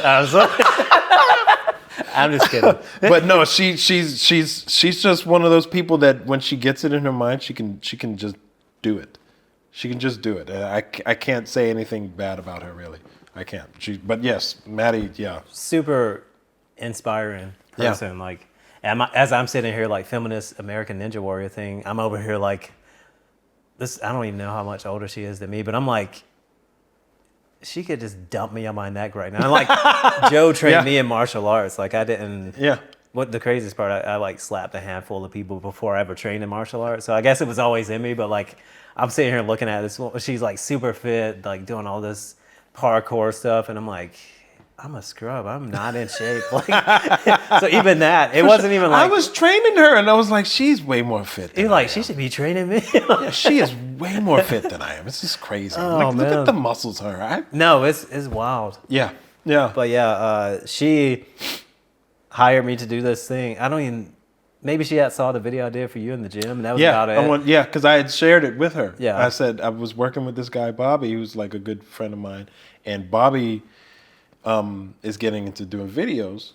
Check him out, because she wanted to have videos of her with like workouts and then other stuff. I think she other hobbies that she's just a pro at.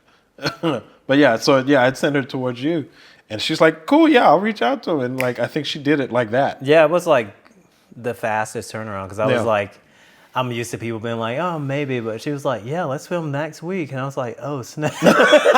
Cool. Pressure. And like those videos we did for where I was at, they were good, but like, you know, you always look back as you progress, and you're like, I could have done so much better. Which, I mean, we talked about doing another round of those anyway, which is going to be cool.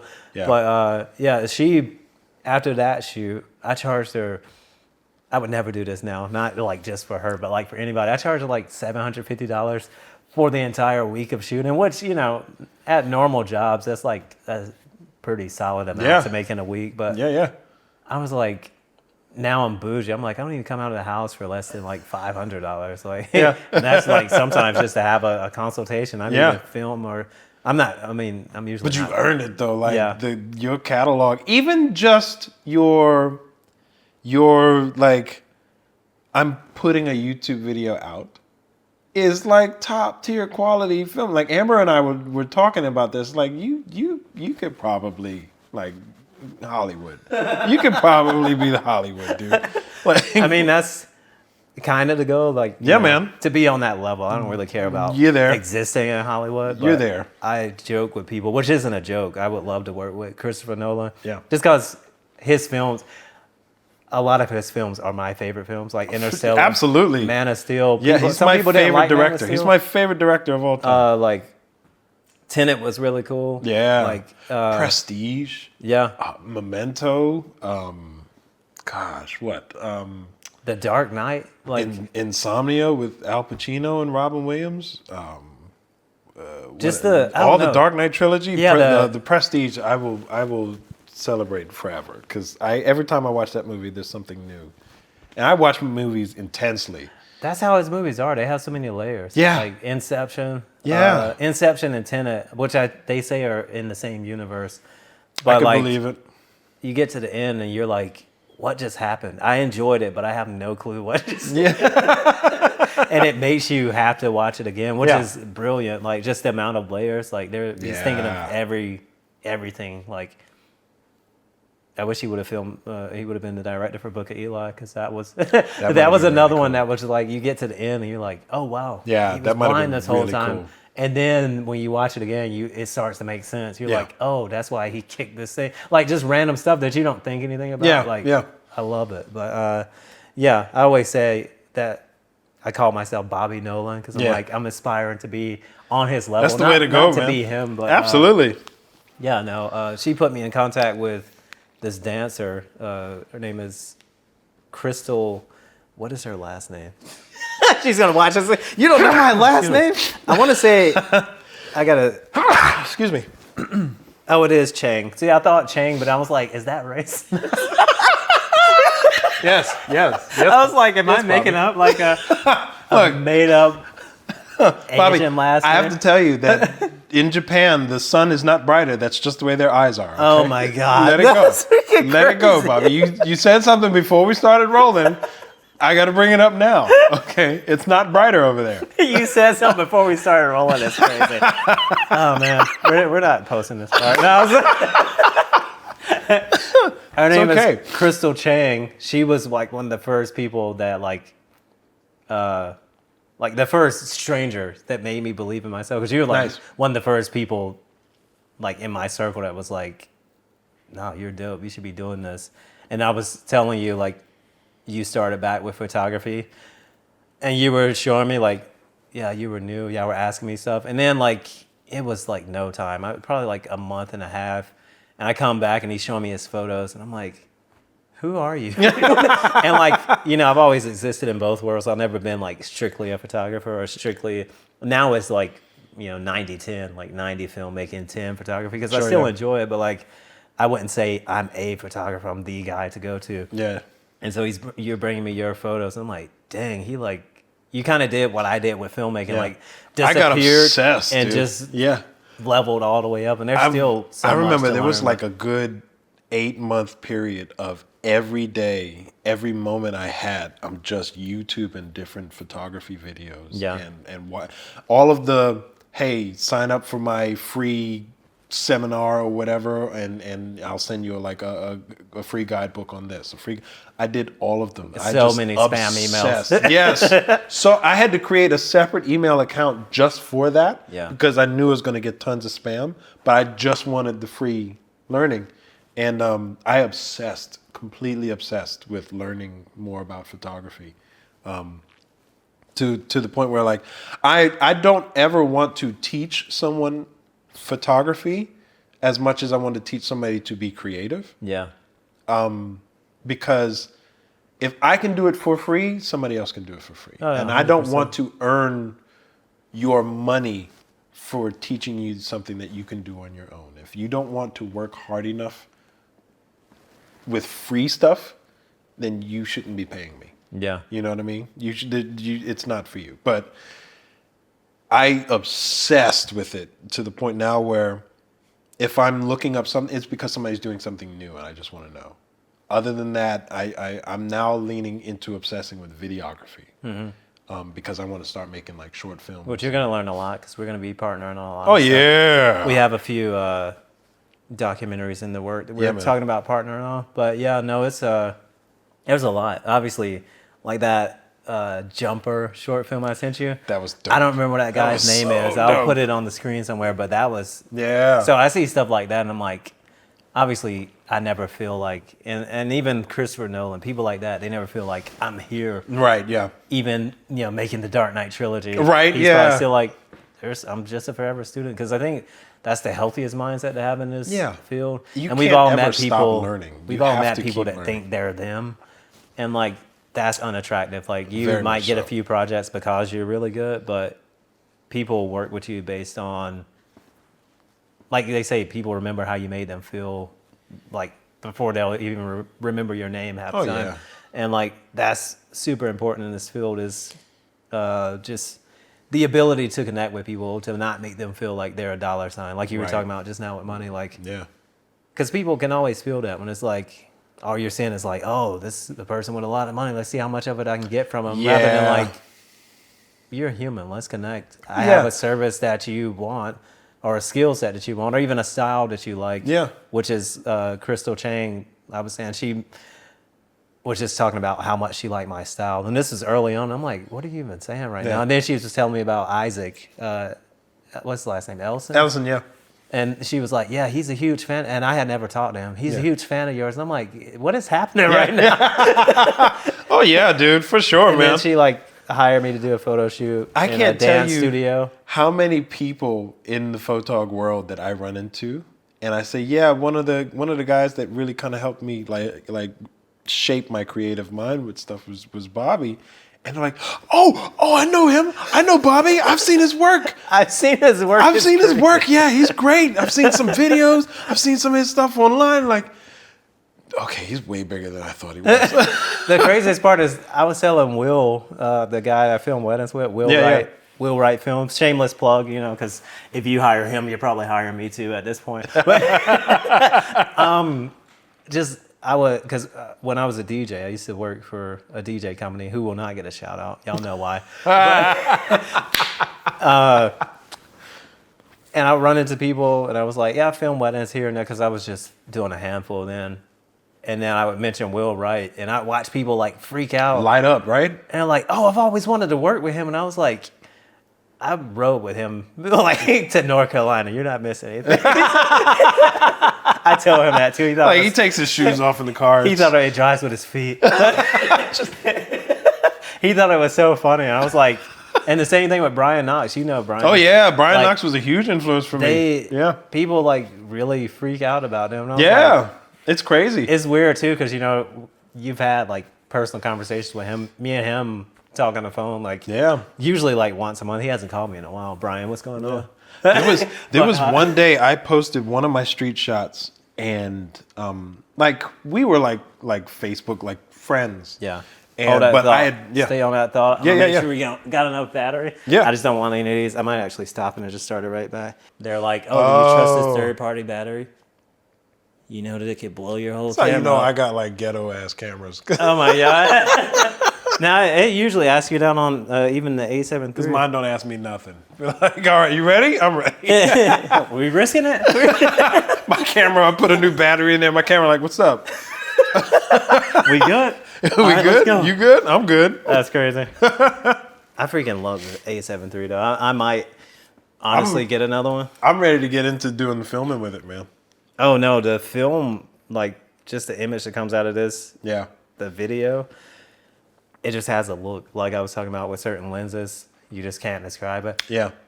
And I was filming with the Sony A9 Mark II when we were in... A9. Woo! Yeah, no, we were in... It's pretty. It was when we were in New York, and like Garrick is the guy I went with. He's another filmmaker. He's based out of North Carolina. Really awesome dude. We actually did this while we were in New York. Just nice. in one hotel rooms. Learned a lot about him that I didn't know, which I won't even mention it. I'll let you see the episode. Sure, yeah. It was fun. And but yeah, he's like, yeah, my dad gave me some Sony camera just because he was saying it was too heavy now. He doesn't need it.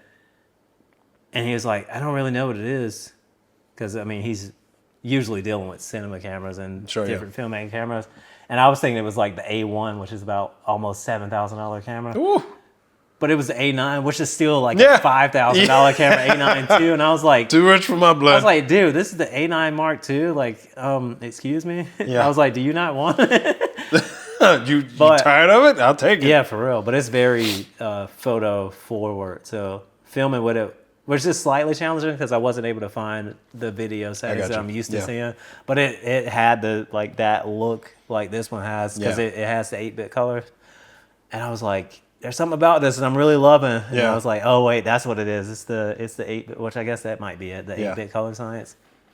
But anyway, you're about to tell us about a photo with Knox. So I put up a photo. I don't even remember. It might have been like the Medusa tree downtown Greenville, and it was like on that ramp that leads to where the little amphitheater is at. Yeah. The big tree up at the end of the bridge in the park downtown Falls Park. Okay. I'd put it up there. I did some like really gothic kind of edits on it and stuff like that. Just trying stuff out. This is before I even I put a used choker on the tree. Some black fingernail polish. It's playing like nothing but My Chemical Romance. Yeah, right. Because tonight, you're like over again. Gosh, that's funny. That's probably not even their song. I don't even know whose song it is. I don't but either. It's the perfect song to describe that tree. The freaking tree. Every time you pass by it, because tonight, you're like, what? Just want to put hair down over one Oh eye. man, I know, just like one Just so I side, can bangs flick on it. one side of the tree, just like. Yeah, so this is before I even knew what Lightroom was. I was using I was using it. the Photo free edit. one. No.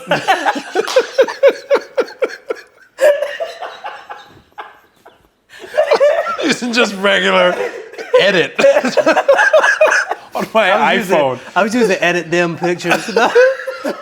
Just on my iPhone, just like I slid too far. too far. I exhaled too hard. I was using an app actually. It was called, I think it's still around. I think I still have it on my phone actually. It's called Snapseed. I remember that one. It's a actually. free app and Yeah. it's not bad. Like you can do pretty well starting out with it. And I don't think it's changed much, but I think it's still just as if you're not a perfectionist with editing, you can get by with Snapseed. Most of the like phone photo editing apps, Yeah. kind of just remind you of like the filters on Instagram or something. Pretty Most much. of them. Pretty much. Yeah. So I had done one on there. It was super moody. And I remember Brian had liked it and commented on it. And I was like, oh, because like Brian's the kind of cool dude, like he can make a construction site look dope. You know what I'm saying? Like he lives for that kind of stuff. Yeah, He's like, I want to go to your ugly site right. and show you how magical I am. Right. So, but it was those kind of shots that he would do that made me like want to get super creative. Yeah. So he kind of like helped like motivate me into doing street photography, just from his, and he had no idea. And so I started following him and like liking his stuff and commenting on his stuff. So he knew me from that, but he didn't know me. What was that? Right? That was that Olipop I had earlier. Came from the, Yeah, and it was like, I felt it travel up. It came out my shoulders. it was Wakanda. I'm over here. that was the M'Baku. Yeah, right? Baku, you come out here and you face me right now. M'Baku. You bald-headed demon. I told you, you will not get away from me this time. I am not my father. We will eat your children. Just kidding. Just kidding. We are vegetarian. We only eat the... Okay, M'Baku's the most gangster. He's the most gangster yeah. character. But no, so like Brian, I loved his stuff. I'd like it and comment on it. And so he knew me from that. But he didn't know me. Like we'd never actually had a conversation. I didn't even think he was following me like that. Yeah. And then I posted that picture and he commented on that. He's like, nice one. He like said Joe. And I'm like, oh, You know it's my name. he knows my name. And then we kind of like chatted here and there from there. And he gave me my first bit of lighting, actually. Like he gave me, he had some GVM lights Yeah. that he was just getting rid of. Like, you want them? Like, yeah, absolutely. And I still have those lights to this day. I gave you my ghetto lights, yeah. I still have them. I use them all the time. I still have those lights. But I'm like, dang, I should have kept them. I could Yeah. use them in my studio. No, if you want them, you can have them right back, brother. I'm just kidding. But no, like, so it meant a lot that like this guy who he can make anything look so dope took the time to look at my stuff and like, Yeah. this is nice. Well, But- he's a no nonsense type of guy, but he's also like Oh, way yeah. more approachable than people give him credit for. Oh, yeah. Like, most And then- people are like, I love his work. He's so expensive, though. And that's all. That's the only thing I knew about him before I met him. Yeah. I ran into him at. I was filming something for Motive, the parkour gym. This Oh yeah. right there off of what is that, Congaree, in that area. Yeah. And they're really awesome people over there. I was supposed to do a documentary for them, and it never got off the ground because the passion projects always suffer. Like I Yeah. always get busy doing client work. I'm supposed to do a documentary for Maddie too. It just hasn't happened. It's gonna happen. I'm looking at these to make sure it's still going. But yeah, so I'm over there filming. They had like a contest, and it was really cool. It was like some of my favorite work that I had done at that point. I wish I had a better camera and knew a little bit more, because like I filmed a lot of slow motion 1080, and it looked good to be like that soft slow motion 1080. But I'm over there like adjusting, rebalancing my gimbal, and I look over, and I had never even met him. I was like, "You're Brian Knox, aren't you?" He's like, "Yeah, that's me." And I don't remember what else he said to me, but like that was just when we like connected, and then we became friends after that. It was so strange, like just working the same event. And I was like, "That's kind of cool." And he started like he kind of coaching me a little bit, just dropping subtle hints here and there. I was going to buy a camera from him, all this different stuff. He actually passed me my first paid like big gig, because I do events and stuff, and he had a gig with Upward Sports. Yeah, that was they had a base in Spartanburg, and he had to pass on it, and it was for a branding shoot for new jerseys for the kids' baseball team. And he said, just out of the blue, I was not expecting anything from this guy. I hadn't talked to him in a little while. He just called me up. He's like, "Hey, you want this?" And he says, "Yeah, I was gonna get like $900 for it or something like that." I said, yeah. I'll drop everything I'm doing. I want it. And he gave it to me, and I went and crushed it. I crushed it. 900 for a photo gig is really good. Yeah, and it was like my first big paying thing. It's been like small stuff for people here and there. We need to revisit that. We might can get on some kind of retainer situation with them. I think they're gone. Really? I don't think they exist anymore. I think somebody bought them out, like last year. I think. I don't know. But we'll do some research. Yeah, we'll have to research it. But it was such a cool experience. I went up there with my A5100, which shout out, because that's why I was asking earlier about filming something with it, because I told you before I like stuff with limitations. I got the A7S III. That's my angle right here. I thought about starting to do filming with it to see if I can get some like really cool stuff. Back then I only had the kit lens, and I had a manual 35 millimeter. And by the time... That's crazy. Yeah. I would never show up to a shoot like that. I pack too much, so... You talk about heart attack. I was up there for 3 hours doing this and only used the 35 millimeter. Yeah. And I got some killer shots with that thing on a panic. Not even like I was up there confident. I was like, "Okay, guys, we're gonna try this one here. Let me..." I had like the peaking lines on it. I'm trying to like make sure that the peaking lines are great. And these kids are swinging. These are pro kids. These kids are not messing around with baseball.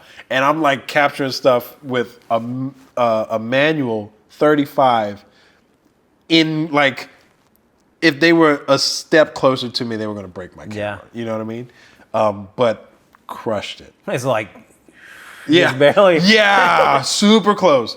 And when I got done with it, went back to the car, and like after the crash of the panic attack, like, I can't believe I just did that. I sent him a message. I was like, "Hey, just finished with that Upward shoot. I think I nailed it." And he was like, "Yeah, dude. Yeah." It's like, yeah. It's like a hero. That's so dope. He commended me like, this is awesome. Make sure you send me some of those, because in this part, I'm probably going to throw some up on the screen. So I'll send them to you. But it meant a lot. It meant a lot to like have that support from somebody else in the industry. Yeah. And then realizing that you were so far into it. At that point, I didn't know you were into it like that. I knew you were like doing stuff with cameras. I didn't know you were into it like that. And then it wasn't long after that you and I went downtown to do the photo shoot. I actually just posted. I caught a cold that night. Yeah. It got so cold for no reason. Because it was freezing cold out there. I was sick for like a week after and we walked I think we We were walked there to till like 2 a.m. or 2 something. a.m., something like that. It got mad sketch. We Yeah. saw like a drug deal go down. Like somebody, a black SUV pulled up. Some guy that was clearly a junkie jumped in. They circled a block and then they let Came him back back and then out at the jumped out, same yeah. spot. I was like, That's a drug deal. this is criminal activity. There's Yep. no way it's anything else.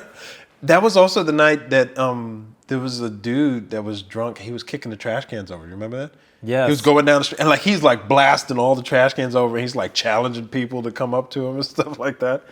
And it's freezing cold and we're like sitting on the ground, like posing up against Yeah. like my car and like on the walls and stuff. I just posted some of those photos in my TikTok today. Okay. I saw you post it as a story or something on Instagram recently. Yeah, but- and I was talking about how we were out there all night long doing that, which I love that kind of stuff. No, that was fun. I Yeah. definitely wouldn't go if it was that cold again. Yeah. Just knowing that I'd probably be like, sick and without a voice for a week. I mean, it was crazy. Yeah, we need to do it again. No, it was fun. And, Logan was out there. There's such a therapy in having something that brings you joy and applying your knowledge of that can move somebody else. Yeah. The fact that Brian influenced me and I posted something and it influenced him in some way or moved him in some way. And then he gives me a gig that he was supposed to have and I crushed it. And I tell him that and he still congratulated me on it. That it's not even that, it's Brian Knox. It's that somebody recognized that I did something that meant something to me and they championed me, which that's awesome.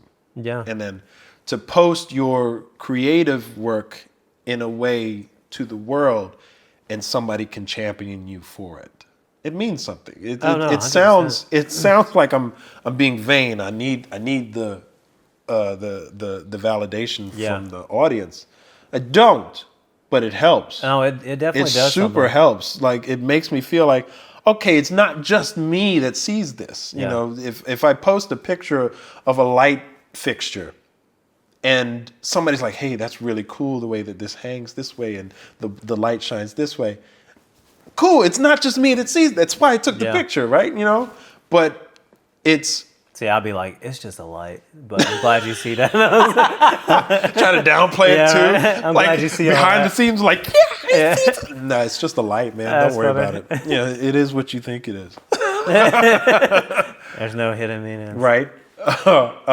But it's to be a creative and feel valid in what you're choosing to do, Yeah. and to bring something to other people as well. It's how can you not find therapy in that? The whole point of me picking up the camera in the first place was for therapy.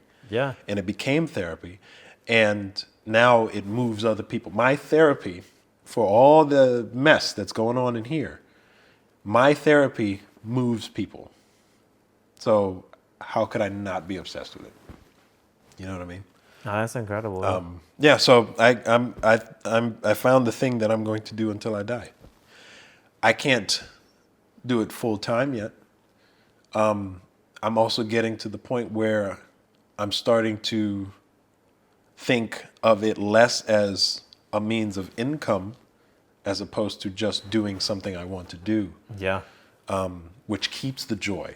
I think that's the mentality that takes you far, though, because Yeah. I talk about I have fun filming weddings. It's not Yeah. what I want to do. I even told Will Yeah. that multiple times.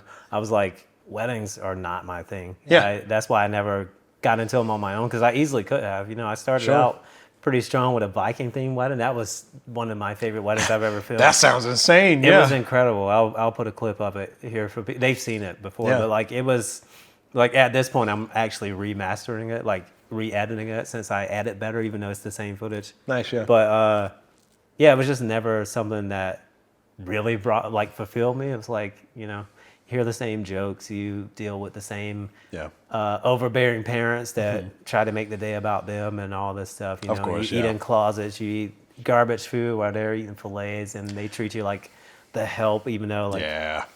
and they hired you and they probably paid you a decent amount to be there, but everybody's still humans at the end of the day. Why am I eating in a hot closet? Yeah. And like pig slop, and you're eating like Exactly. cream. It's crazy stuff like that. Anyway, that's really cool. Just like having the approach, like I'm gonna do this regardless, which is where I'm at with filmmaking when I'm working on stuff I enjoy. Yeah.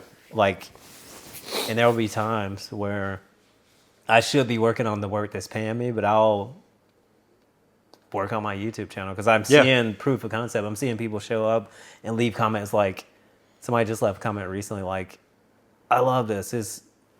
You're hilarious. I love the humor, the pacing. That means so much more. It feels like I'm talking to a friend was like something kind of verbatim that they said. And like, those are the kind of people I want on my YouTube channel because it's like almost like a celebrity, like your favorite band. Yeah.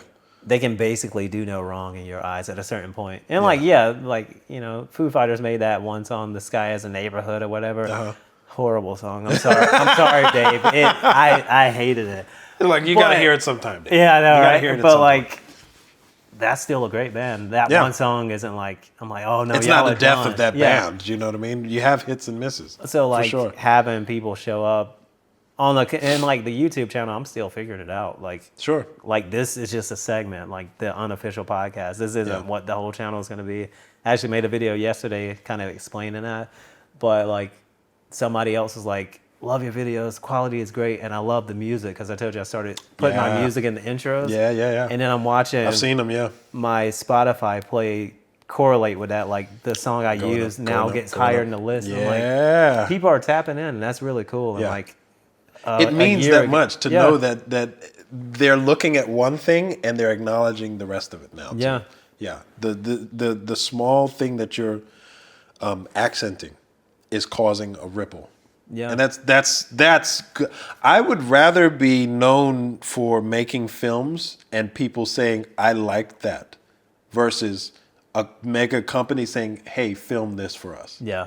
I would rather have people acknowledge what I've done and say, "That was really cool," and never watch it again, as opposed to a company that says, "Hey, we'll pay you this to make this movie that we have." I don't want that. I want to make something that people like. I don't want to make something for somebody. I want to make something that people like. Yeah. Yeah. It that keeps joy. That keeps joy. Yeah. I've heard directors say, I think it was actually Tarantino. He was like, make the movie that you wish existed. Yeah. Like, 100%. don't go out here trying to remake something. Don't be like, what would people like? Like, whatever's in your brain, go and do it.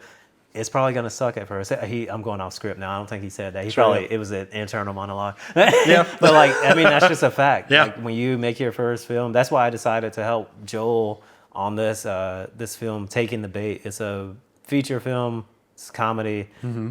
The director is Jack Wimmy, which I'm going to hopefully have him on his channel at some Sweet. point. But I've never worked on, I worked on a feature ages ago. It was a Peter Pan remake. I forget what it was even called. Silas Rowland. He's a really big filmmaker here in Greenville. He Sweet. actually has made like multiple like full-length movies. Nice. Okay. I actually went to a premiere that they played at the Camelot movie theater. Okay. And like, Nice. he's the real deal. That's He's gotta never That's since that the moment Peter Pan there. thing. Yeah. He hasn't like reached out to work with me. So, so Silas like, what's up, man? I really rock Silas, with what what's you're up with doing. that, huh? I'm not. I Never don't like Neverland, horror huh? films. Like I'm not a horror film guy, so like I'm probably not gonna help with something like that. But we're doing the same thing. We're trying to. Yeah. Anyway, I thought just that whole concept was really cool, and this like somebody bringing a feature film like, do you want to help with this? I don't need to be the one that's making it happen. Yeah. Just being on the set, like watching these actors who they're really good actors. Like there's one of the main guys' name is Dove Dupree. Okay. Super dope individual. He's also a music artist. Like he raps, and like he's kind of like me. So like I don't even remember. I don't even think he was talking about it. Or maybe he just said it casually in conversation. But it was so downplayed. Then I go and check out his like Spotify, and I was like, "Dude, what are you doing right now? This is incredible! Like, we need to feature." And we're actually already talking about working on a feature together, Nice. and even helping each other like make videos and stuff, the content side. But like, so I get there and I'm like, these are like serious actors. Like this isn't. Yeah, This is my cousin. Come play this role. Like this dude does this for real. Yeah. And I don't know. It's just really cool seeing people come together like that. Sweet. Yeah. But the main point of that was like taking the opportunity that's there to work on this feature. You're not worried about winning awards. You're worried about helping somebody else make their thing come to life. Yeah. Because you think people might like it, and Yeah. because you're seeing creatives just Yeah. in their element, and like you know how it is when you get around people like that. That's Yeah. why our conversations go the way they do, because it's like without knowing it, you're inspiring each other. Like Yeah. Yeah. and like that's why I was saying That's the it was best, kind of man. crazy what you were talking about. These people like, oh yeah, I've seen his work, and I was like, yeah, I'm gonna be sharing it. No, I was, I'm just kidding. No, but I've seen his work, yeah, but you don't share it. oh man, What's up with that? yeah, for real. But yeah, it's I don't know, it's a great time to be a creative. Like even with, I'm just like I feel like I'm a walking anomaly because you know in the hip hop world, which I'm not just a hip hop music artist. Like strictly, but you know, I drop. You've heard some of the hip hop songs I man. drop, and like Bobby's got bops. I don't know if y'all are listening to Bobby like that. He's got bops. I be sliding sometimes. Yeah, man. No, but like in the the typical hip hop world, Sure, yeah.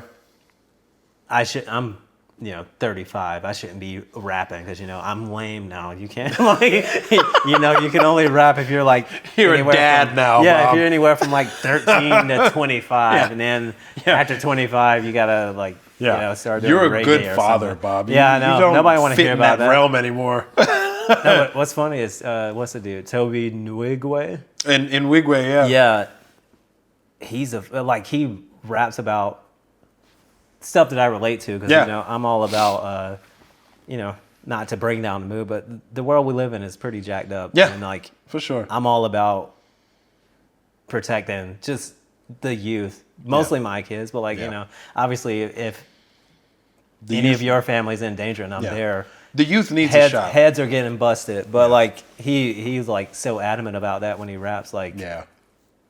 and it's not like he's not just always like, oh, gunplay, okay, but he's like, if it's about my kids, Yeah. that's serious. Like Yeah.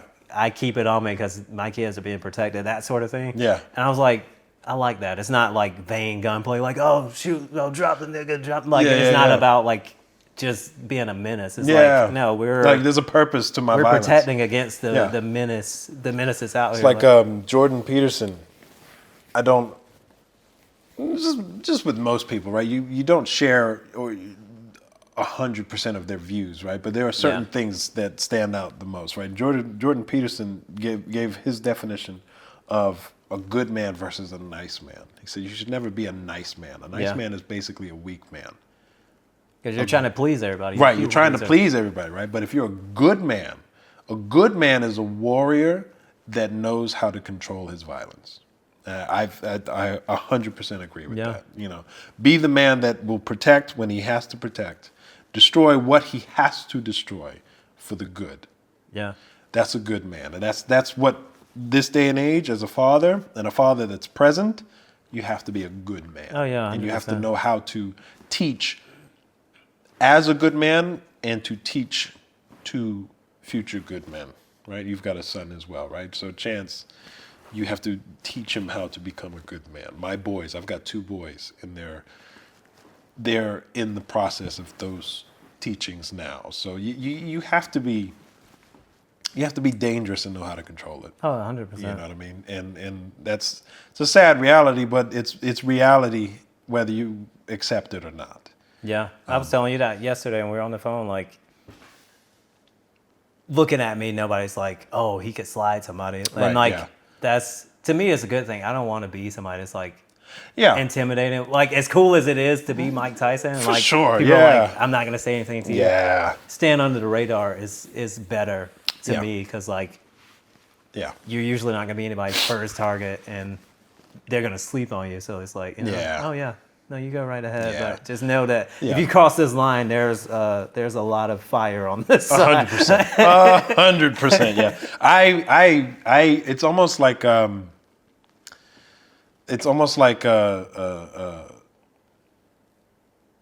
be careful of the quiet man versus the loudmouth man. The loudmouth people man are may be. They're always the ones on YouTube on the ground afterwards. Yeah, I like saw the one loudmouth the other man. day on a cruise ship, somebody popping off. Yeah, He just wouldn't let it go. The guy finally stood up, threw one punch, and he ended up in the fetal position with his butt in the air. And I was like, all that, and now you got perfect your cheeks example. out. And got the cheeks out, tooted up, like, come on, face man. down. That's crazy. But the perfect example are usually bouncers versus drunk people. Drunk people are going to be loud, especially the egocentric male that's challenging the bouncer. You can tell who's the nice guy, and you can tell who's the dangerous guy or the good guy, right? The bouncers are usually going to be the guys that are just like this and like, okay, cool. Yep, all right. He's got his hands ready to go. Right, that's a man. That's a good man because I'm trying not to, but I'm ready for danger. A nice man has his hands in it. A nice and cocky man has his hands in his pocket. the one's here, and he's the one that's doing this. Like, Yeah. what is that? Stop. Literally. Right here, stop. You know, so having to separate the nice from the good is a challenge for a father, and you know. So you don't ever want to have to go there first You of all, don't but you want to also have to, don't want to no. you don't want your kids to see you have to go there Right, because you they're like, you're like, who 100%. am I living with? Like, Yeah. And then, you know, I got a 10-year-old who is enormous. I love my son so much, Joey. He's enormous, but he's at that age now where he challenges me physically. Like, he wants to, like, see what I got. I have to tell him, like, you're not ready. You're not ready for that yet, buddy. But like, we're working on that. So I get them up on the weekends, and they go to Taekwondo during the week, and I get them up on the weekends and say, you guys are gonna have an extra sparring day with me. So get ready, because I'm about to stretch you out. We about to get some work in. And by the end of it, they're like looking at me. He's wrung like, my ears a few times. We used to spar. But you told me once that like I had your earring, and I'm learning. So you caught me dead center. It was just a misjudgment of where I thought your head was going to be. I did one of these, and your fist said, "Bow!" I said, I did a Jackie Chan face, like, oh. I will remember that for the rest of my life. I mean, you know, mine was different when I got caught like that with Maurice, because I was like, Oh yeah. I wasn't anything as a fighter even at that point, but I was. It's a I wake could up tell, snap, I right? could tell we were like here, and I was like, he doesn't. Yeah. Really. So I started feeling myself. He hit me right in the throat. Yeah. Okay, I think I got. I was like, well, this is a humbling experience. It'll never happen again. But yeah, that's a defining moment. That shapes a nice to a good. That shapes Yeah. a nice man to a good man. Like, okay, I realize that if I'm going to do this, I need to be proficient, and I need to be ready to go the distance to save. If this is what I got to do, then if I've got to save, I need to go all the way. I need to be able to go all the way.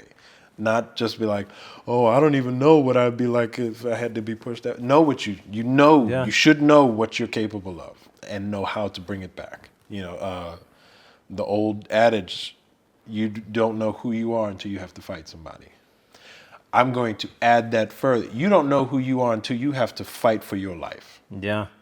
If you've never been in that situation, I pray you never have to be, but you should know where you'll stop. Not where you think you'll stop, because you're wrong. You should know where you will stop, and then know how to keep yourself from that. That's what Bermuda did for me. And that's why I worked so hard with you. It's why I worked so hard with my boys. My boys are very nice kids. I need them to be good kids. You know, I need them to be aware that they're young black men and in the South. And they're going to have to know where their lines are before they think they're ready. Yeah. And, you know, it's sad, but Unfortunate it's true. truth. It's an unfortunate truth, you know. But at the same time, I don't want them to lose any of that joy. Have something of joy in your life. I have photography. It keeps me sane, right? Yeah. There was photography and writing. I'm a poet too, right? So those things would keep me in my realm of sane, keep me good, you know. And then I think as parents, we have to just be real with ourselves and stop living in fantasy. Stop living in the the soft parenting is going to change everything. It's a good idea, but it's not real. The world's not like that, right? Yeah. And you see those videos of people that get pulled over and think they're entitled talking to the cops, which is hilarious. Yeah, It's that's hilarious. crazy. No, just be real. Be real. Accept that reality is more than your wishful thinking. Yeah, Yeah. man. I feel like that's a good place to end it. Yeah, man. Because I got probably like 100 gigs of. You got a hard drive, right? That upload is going to be crazy. Yeah, I know. I'm scared. I got to go clear up some space.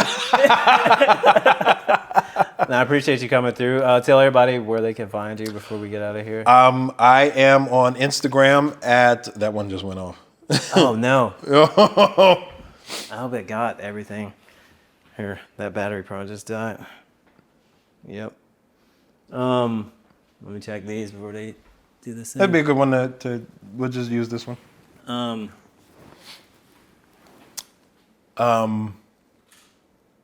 That's You crazy. can use my battery out of that. I hope I still, here, I got you. We'll just do this. Sweet. Hopefully that one. This one says it has 10 minutes left on the card, which is crazy. That's me. I yak a lot, man. Boom. Get that tilted down.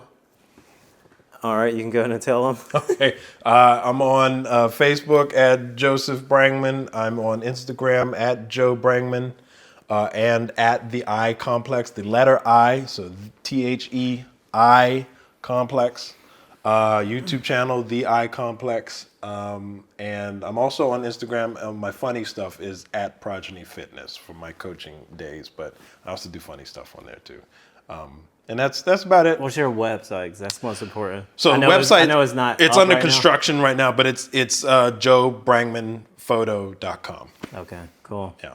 Well, this has been an excellent conversation. We just lost our wide angle because I think my battery died, but Yeah. I appreciate you coming through. Absolutely, brother. It's been real. Yeah, This man. is, I don't know. We got a lot of clippable stuff. Yeah, which man. is Always my hope for these is like give you something you can post, but Yeah. also continue to just build everything because collaboration takes you far. I heard people at ASE say that. Speaking of which, that's like a huge client that Brian put me on to. Sweet. We haven't solidified everything just yet, but I think it's going to be like massive and just another shout out to Brian. Yeah, man. But yeah, like just doing this kind of stuff, collaborating with people, I think is just the way to go because it takes you further faster. You don't feel alone and you don't feel so psychotic. Like, am I the only one that's just like is doing all this creative bull crap on my own? It's like, no, we're out here. There's some psychos out here, but like you seem what it can become. Like, Oh, yeah. the Harry Potter franchise. Like, if you just had an idea in your head, you'd be like, oh, people gonna think I'm a nerd. Look at how much money that has brought in, how much Right. revenue. Billions. That's still to this Billions, day. yeah. Crazy. But anyway, thank you for being here. Absolutely, brother. We got to do a talking head portion for the little photo thing we did. Yeah, man. The autism run or whatever. Yeah. I hope you got a picture of the Batman because I definitely want to voice that. But yeah. I do, actually. But yeah, this has again been the Unofficial Podcast. It doesn't exist, but it's here, right here on the Bobby Chapek channel. I would shamelessly plug everything else, but this is already long enough. Y'all got it. Until next time, be easy out there.